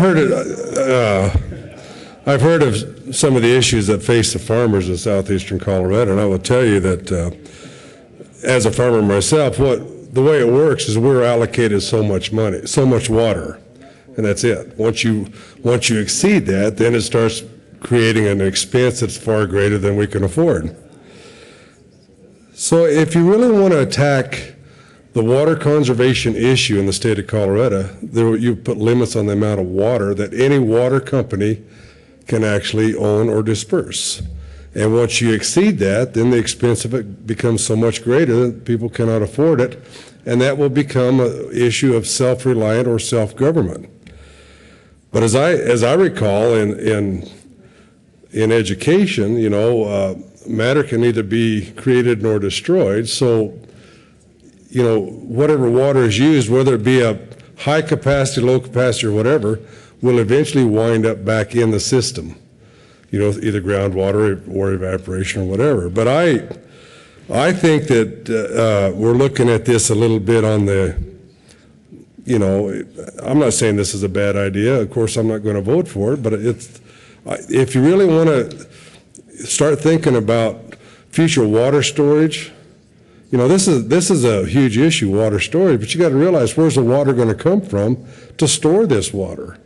You know, we could, you know, in my area, we can have all the water storage there is, but if there's no water to fill it up, You know, I'm sure you can say, well, we can wait till wet times, but, you know, we're about a decade into this drought now. So it's an issue. And, you know, we should not forget about underground storage that already exists.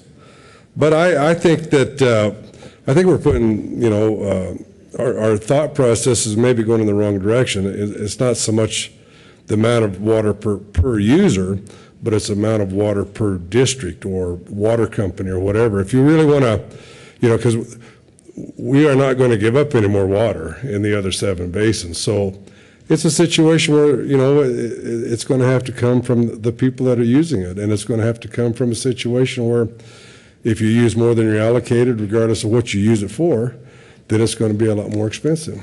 Thank you. Senator Schwartz. Senator Renfro. Senator Rivera. Thank you, Madam Chair. With all due respect to my colleague from Fort Collins, his statement, it's about the children and our children's children. Yes, he's right. He's absolutely right. This is about our children, our children's children, and generations to come. It's about those children living in a free society where they're able to make their own decisions, that the government does not need to get involved in their lives and make those decisions for them. That's what it's about. I ask for a no vote. Further discussion on Senate Bill 103. Senator Hadman. Thank you. Thank you, Madam Chairman. Well, welcome to Colorado, but don't come here to buy plumbing fixtures. Don't come here to buy fireworks. Don't come here to buy magazines. But we got weed. We got weed. You know, the senator from Commerce City was mentioning the old Seinfeld, and I would tell you, I was just house sitting recently, downtown Denver, a virtually new townhome. And the water was so restrictive in the shower head that I had to remove it. But good thing I travel with a little wrench and some Teflon tape. So if you've ever stayed in a hotel room where I've been, you're probably having a better shower than you expected. I'm just glad it's not a crime yet.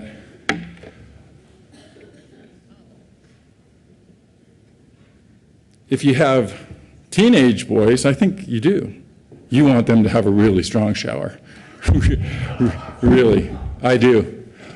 I want them in, clean, and out quickly. We don't need this bill. We need the opportunities to make those choices for ourselves. One of the first things I check when I'm looking at a home is the water pressure.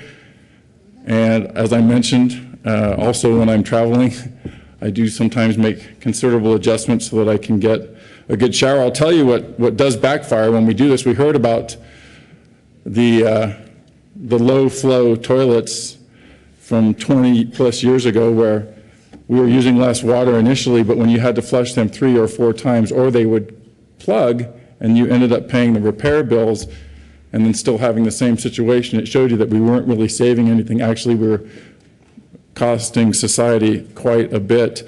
I have upgraded those fixtures in my own home with fairly expensive fixtures that are low flow, specifically for that reason. When you put your own hardwood floors in and you know that one situation like that could cost you an entire floor of repairs and remodeling, you are very conscientious about anything that uses water on that level. I've lived it. I don't want to go back to that. And we don't need to drive people back to that. I thought it was a nice analogy that our colleague from Greeley said, talked about, do you like the evening wear? Do you like the formal wear? It's all the same wear. Kind of reminded me of Yakov Smirnoff. Remember him, the Russian comedian? Said, in America you watch TV, in my country TV watch you. What's next? Hi, I need to check your toilets. Are they the right kind? Did you buy them from the black market? I was in a brand-new government facility this summer, brand new. I think it was less than 3 years old, 4 years old. And it had all those sensors on the urinals. And I was in a little side room, and I heard this water running, but I didn't hear any voices. So when I walked into the men's room, I saw one of the urinals running, and nobody was in there. So I took one step over to see if I could stop the urinal from running in a brand new government facility, and all 7 urinals started running. Now, 7 urinals running against the wall in a government facility to save water. Be careful what you ask for. True story. And I know I've shared this with a couple of you, and I know we talked about this when we did some remodeling here for our own facilities over here, which frankly, we need to fix now that we have fixed them. I mean, look what we have over here now. When you reach down to wash your hands in our new automated, efficient facility, the soap squirts you in the arm. When you reach over to get the water, it doesn't come out until you move your hand more, but then the soap squirts you again. I mean, you can't make this up. And if, ladies, if you haven't seen our new restroom, come on over. We'll have a tour. It's not working. And so we're going to mandate this? Is this really where we're headed? Do we need inspectors to go in there and say, you know, I'm sorry, but you're not meeting the compliance of Colorado's new Water Conservation Act, comrade? Maybe if this passes, I can start selling my little travel kits, though. We get a little wrench and some Teflon tape so that you can get a good shower wherever you go as well.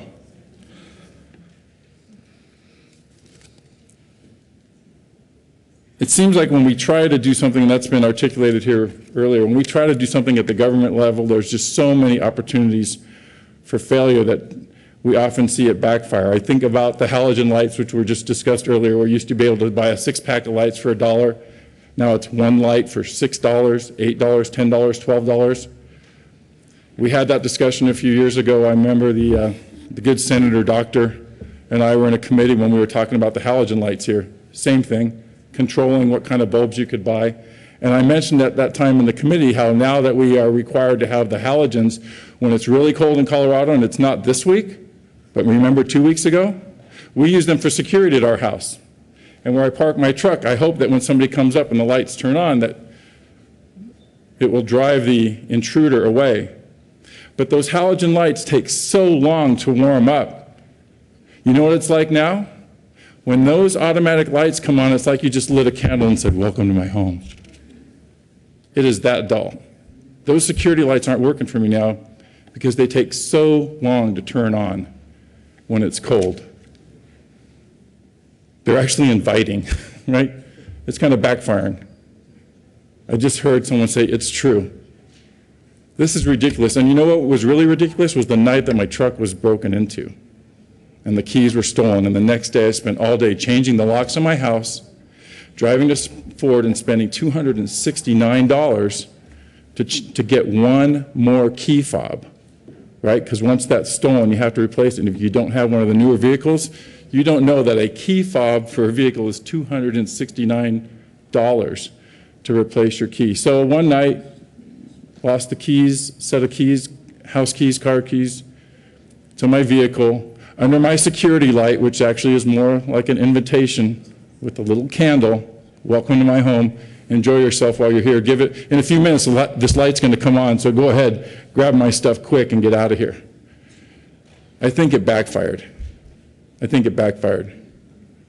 And I paid the price for that incident. How many people are going to pay the price for these? We'll ask for a no vote. Further discussion. Senator Lundberg. Thank you, Madam Chair. Ran across an interesting story from San Francisco. I'd like to read about 4 paragraphs. San Francisco's big push for low-flow toilets has turned into a multi-million-dollar plumbing stink. Skimping on toilet water has resulted in more sludge backing up inside the sewer pipes according to the spokesman for the City Public Utilities Commission. That's created a rotten egg stench near AT&T Park and elsewhere, especially during the dry summer months.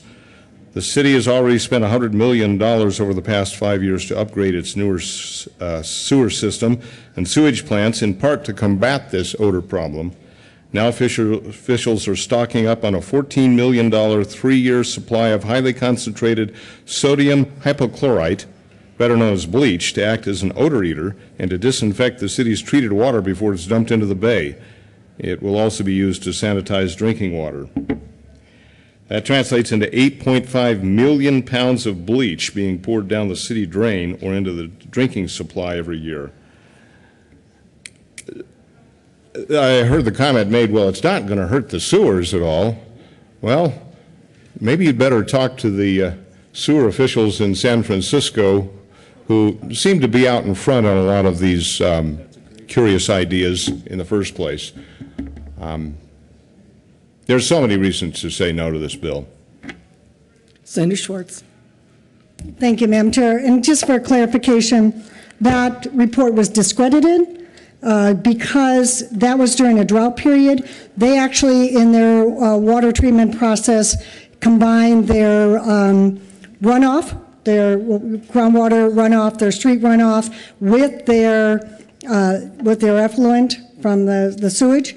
And it was during that drought time that dried up the system. So, we certainly haven't had that problem in Georgia, Texas, and that unique to that was, upon further analysis, it wasn't the impact of these fixture replacements as much as it was during that drought. They didn't have the rain and so forth going into their sewer system, and so was initial thought. But when further reflection and people that have looked into this issue, it's less about the amount. And then secondly, our growth in Colorado is going to replace the flows to the extent that we might see something, some slight diminishment of that. And certainly our return flows will, in fact, be replaced as a result. Senator Lundberg. Thank you, Madam Chair. Just look at the science of the discussion we just had here. The fact of the matter is not enough water was flowing down the sewer, and a significant reason was that when the toilets were flushed, there wasn't much water flowing down the sewer. So they had to figure out some way to supplement that with other water. I think the argument stands quite clearly that there is there are some consequences that aren't all positive, and that's just dealing with the mechanics of how a sewer works. The real thing that stinks about this bill is not what will emanate from a sewer line, but what it does to, as we've heard some others discuss, the freedoms and the liberties of the people of Colorado. This is a significant step backward in what our job is, which is to secure the rights of the citizens. And that's not through some dictatorial management from the top down. That's in enabling and empowering people to do what they see as best for themselves. And if it can't even come down to what sort of a toilet they buy or a faucet they use or a shower head, then we have sunk to the depths of tyranny. Sure, maybe it's a soft, velvet-gloved tyranny, but it's a tyranny nonetheless. It's an assumption that we know best and the people of Colorado don't. Further discussion on Senate Bill 103. Seeing none, all in favor of Senate Bill 103, say aye. Aye. All opposed, no. No. The ayes have it. Senate Bill 103 is adopted. Mr. Majority Leader. Thank you, Madam Chair. I move we rise and report. You've heard the motion. All in favor, say aye. Aye. All opposed, no. We will rise and report.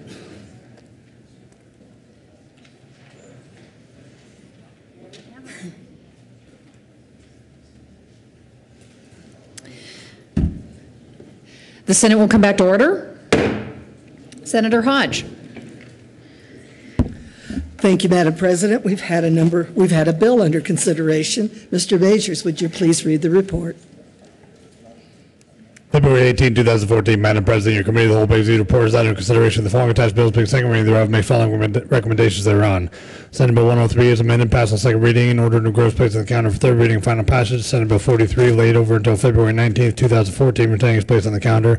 Senate Bills 17 and 125 laid over until February 21, 2014, retaining their place on the calendar. Senator Hodge. I move the report. Thank you. Is there any discussion on the committee of the whole report? Seeing none, question for the body is the adoption of the committee of the whole report. Are there any no votes? Mr. Minority Leader, Senators Lundberg, Marble, Balmer, Baumgartner, Lambert, Herpin, Brophy, Rivera, Renfro, King, Crowder, Hill, Grantham. With 21 ayes, 14 noes, 0 absent, and 0 excused, the committee of the whole report is adopted. Consideration of resolutions. Oh, wait, got to read the report here real quick. Senate Bill 103, as amended, passed on second reading and ordered, engrossed, and placed on the calendar for third reading and final passage. Senate Bill 43 laid over until February 19th and retaining its place on the calendar. Senate Bills 17 and 125 laid over until February 21st, 2014, and retaining their place on the calendar. Mr. Majors, would you please, consideration of resolutions, read the title to Senate Joint Resolution 13. Senate Joint Resolution 13 by Senators Cadman and Carroll and Representatives Del Grosso and Ferrandino concerning support for Denver's bid to host the 2016 Republican National Convention.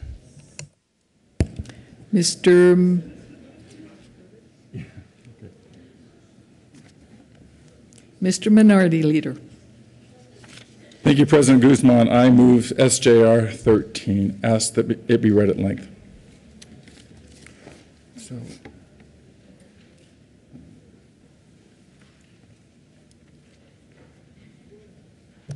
Whereas civic, business, and political leaders launched an effort for Denver to host the 2016 Republican National Convention, and whereas because Denver successfully hosted the Democratic National Convention in 2008, the city is well prepared to handle the 2016 Republican National Convention.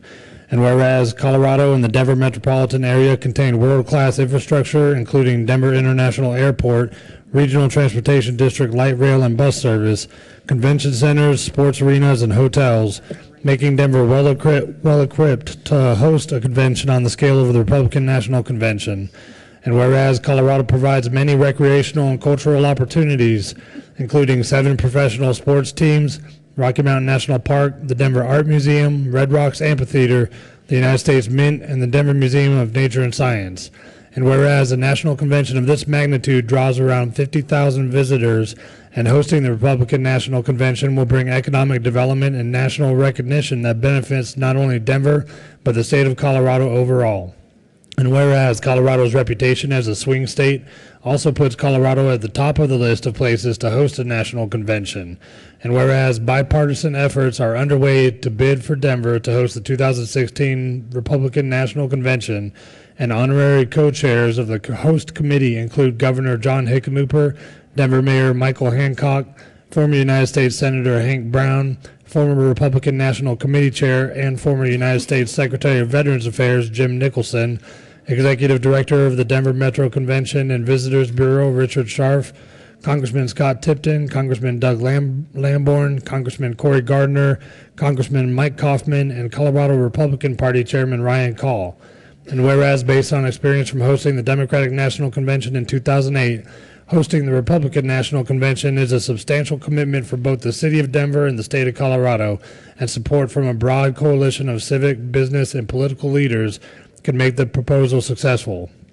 Now, therefore, be it resolved by the Senate of the 69th General Assembly of the State of Colorado, the House of Representatives concurring herein, that we, the members of the Colorado General Assembly, support the bid for Denver to host the 2016 Republican National Convention and look forward to once again bringing the national spotlight to Colorado.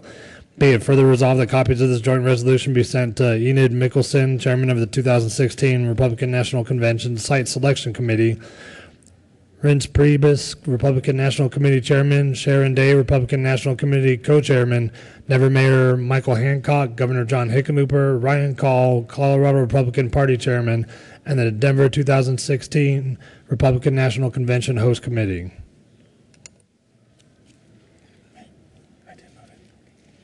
Madam President.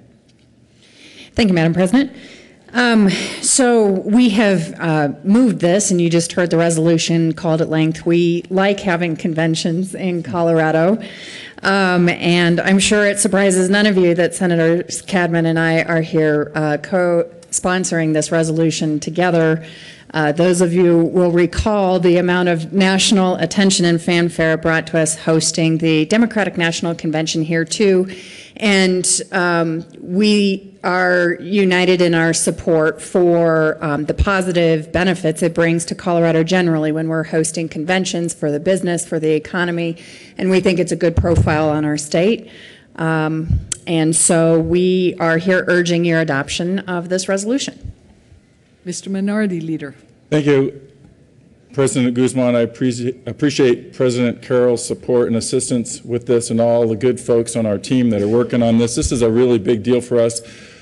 Denver really set the standard for how to do this in the 2008 convention. Honestly, I can't say I spent a whole lot of time here during that convention, but I know a lot of people did. And to show off the jewel of the Rockies both nationally and internationally through something like this is second only to hosting an Olympics. And we're all very attentive to what that means for any city that has that honor and that opportunity. Again, really appreciate the work on this. Would ask for an aye vote. This would be great for Colorado. And having been to several other conventions around the country for our party, and spoken to many people that have attended the one here in 2008 as well as others around the country. I mentioned they set the standard. I think that's been the consistent message that I've heard, is that Denver does it right, and this is an opportunity for us to do that again. Would ask for an aye vote. Any further discussion? Seeing no further discussion, the motion before the body is the adoption of SJR 13. Are there any no votes?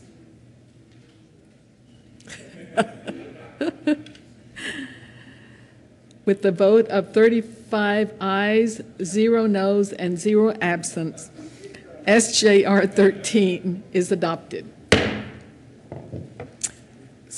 Co-sponsors, Minority Leader Cadman.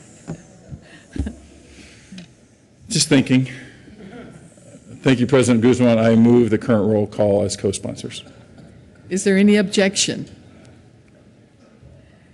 Seeing none, the current roll call will be added as co-sponsors. Okay.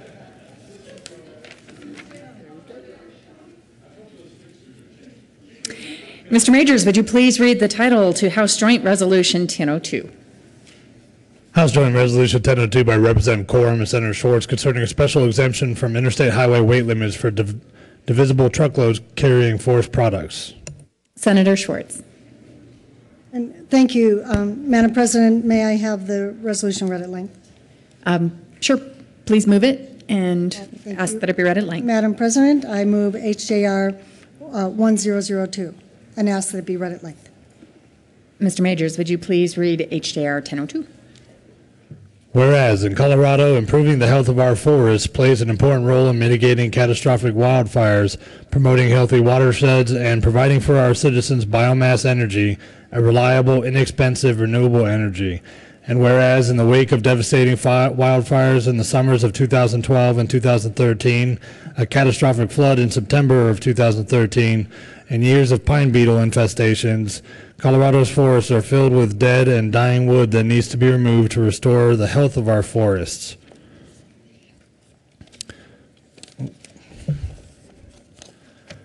And whereas our forest product industries include timber and biomass energy, provide market-driven economic solutions for improving Colorado's forest health by thinning the overcrowded forests and removing dead and dying wood.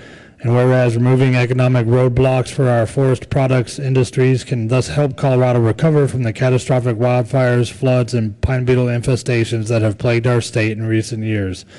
And whereas one of the economic roadblocks faced by our forest products industries is the federal maximum weight limit imposed on interstate highways for divisible loads.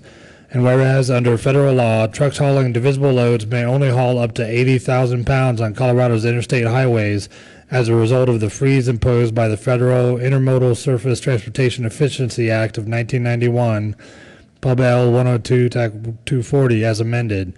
And whereas because of the maximum weight limit imposed on interstate highways, companies hauling forest products are required to transport smaller loads than the maximum capacity of their trucks, thus requiring the companies to use more trucks and incur greater fuel costs. And whereas a company providing biomass energy in Colorado estimates that increasing the maximum weight limits on interstate highways would save the company between 20 and 30% of its current fuel costs. Now therefore be resolved by the House of Representatives of the 69th General Assembly of the State of Colorado, the Senate concurring herein, that we, the members of the Colorado General Assembly, urge Congress to pass legislation creating a special exemption from the federal maximum weight limit on interstate highways for forest product industries. Be it further resolved that copies of this joint resolution be sent to members of Colorado's, Arizona's, New Mexico's, Oregon's, Utah's, and Wyoming's congressional delegations. Senator Schwartz. And thank you, Madam President. This is a resolution that came from the Water Resources Review Committee this summer, recognizing that this limitation that is below the federal limits is problematic because of the cost that it brings to our ability to treat our forests and take out the forest products needed to run our biomass facilities in particular, or our mills. But again, recognizing that there's not additional environmental impact, but simply the opportunity to run the industry more efficiently, treat more acres, and bring more forest health to the existing forests in the state. I ask for an aye vote. Senator Renfro. Thank you, Madam President. I just have a couple questions on it. If you could share what is the per axle? Is this increasing the per axle that they're going to have, or how is that affected within this maximum weight, and what is the weight that they would haul up to with this exemption, if you knew that? Senator Schwartz. Thank you, Madam President. I believe, and I will be stand corrected, but it's 96,000 pounds on five axles. And so it doesn't increase the axles. Actually, the limits are higher. Nationally, this was a limit that we imposed in compliance with that surface agreement in 1991, but the limits actually are higher, and we're asking to be able to just expand to those limits without impacting or damaging, well, theoretically, we're expanding those limits without needing to put in more axles, but just come to the loads that are accepted according to the federal limits right now. Is there any additional discussion on HJR 1002? Seeing none, the question for the body is the adoption of House Joint Resolution 1002. Are there any no votes? With 35 ayes, 0 no, 0 absent, 0 excused, House Joint Resolution 1002 is adopted. Co-sponsors. Madam President Pro Tem, Mr. Majority Leader, Senator Newell.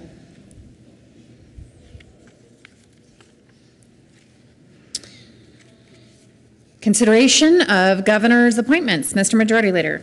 Thank you, Madam President. Before I ask they be read, I just want to make sure everyone's aware that I have placed all the boards and commissions up for confirmation today on the consent calendar because they all came out unanimously from the various committees. Mr. Majors, would you please read all of the appointments on the consideration of governor's appointments consent calendar? Members of the Hospital Provider Fee Oversight and Advisory Board for terms expiring May 15, 2017, Dr. Jeremiah A. Bartley of Brighton, Colorado, a member of the healthcare industry who does not represent a hospital or health insurance carrier, reappointed. Myrna Ramirez Castro of Thornton, Colorado, a consumer of healthcare who is not a representative or an employee of a hospital, health insurance carrier, or other healthcare industry entity, appointed. James E. Schmerling of Denver, Colorado, an employee of a safety net hospital in Colorado, reappointed. Members of the Board of Trustees for Adams State University, effective December 31st, 2013, for terms expiring December 31st, 2017. Arnold Salazar of Alamosa, Colorado, a Democrat to serve as a representative of Alamosa County, reappointed. Kathleen J. Rogers of Alamosa, Colorado, a Republican to serve as a representative of Alamosa County, appointed. Randy Wright of Alamosa, Colorado, a Republican, appointed. Member of the State Agricultural Commission for a term expiring March 1st, 2015, Segunda S. Diaz of Alamosa, Colorado, to serve as an unaffiliated and Agricultural District 3 member, and occasioned by the resignation of Ernest D. Ford of Center, Colorado, appointed. Member of the State Board of Stock Inspection Commissioners for a term expiring May 1st, 2017. Daniel Patrick McCarty of Parachute, Colorado, to represent the non-confinement cattle industry, appointed. Mr. Majority Leader. Thank you, Madam President. I move for the confirmation of all the appointments on the consent calendar, including the members of the Hospital Provider Fee Oversight and Advisory Board, members of the Board of Trustees for Adams State University, a member to the State Agricultural Commission, and a member to the State Board of Stock Inspection Commissioners. Is there any discussion on any of the confirmations on the governor's appointment consent calendar? Seeing none, the question is the confirmation of all of the appointees so listed. Are there any no votes on any of the appointments? With 35 ayes, 0 no, 0 absent, 0 excused, Dr. Jeremiah A. Bentley, Myrna Ramirez Castro, and James E. Schmerling are confirmed to the Hospital Provider Fee Oversight and Advisory Board.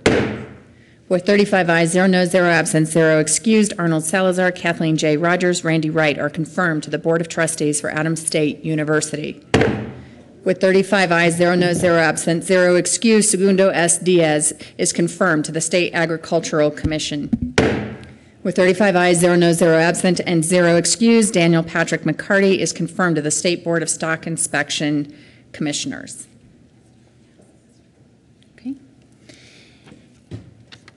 Message from the House. February 18, 2014, Madam President, the House has passed on third reading transmitted advisory statutes, House Bills 1080 as amended, 1040 as amended, 1174 as amended, and 1107 as amended.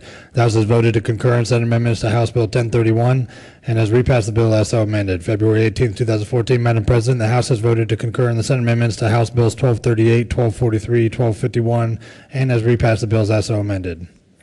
Message from the Reviser. February 18, 2014, we're here to transmit without comment as amended House Bills 1040, 1080, 1107, and 1174. Signing of bills. February 17, 2014, the President has signed House Bill 1164. Announcements. Senator Crowder. Thank you, Madam President. Tomorrow we're going to have the Childhood Obesity Prevention Caucus tomorrow, 7:15, 8:45 over at LSB B. There'll be a light, they call this a healthy, delicious breakfast, but there'll be breakfast there. So everybody come. This childhood obesity is a serious issue. About 25% of the people do not qualify for the military, and there's a lot of good we could do with this. But thank you very much. Senator Schwartz. And thank you, Madam President. And tomorrow, how convenient that we are actually going to have a presentation on Colorado's water plan. So we can actually talk about some of the things we talked about today. So the Colorado Foundation for Water Education, again, a nonpartisan nonprofit group, is going to be making a presentation on the Colorado water plan. We can talk about things just like efficiency and how that plays into the water plan. Please do reserve. There'll be boxed lunches for you. Noon to 1 o'clock on Wednesday, Senate Committee Room 356. I think it's going to be our job over the next year to really find how we can come together and plan Colorado's water future. Mr. Majority Leader. Thank you, Madam President. In terms of committees, JBC will not be meeting on adjournment. All other committees will be meeting as scheduled at 2 p.m. today, always on Tuesdays, 2 p.m. rather than 1:30. And with that, Madam President, I move the Senate adjourn until 9 a.m. Wednesday, February 19th. You've heard the motion. All in favor say aye. Aye. Opposed, no. The ayes have it. The Senate will adjourn until 9 a.m. tomorrow, Wednesday, February 19th.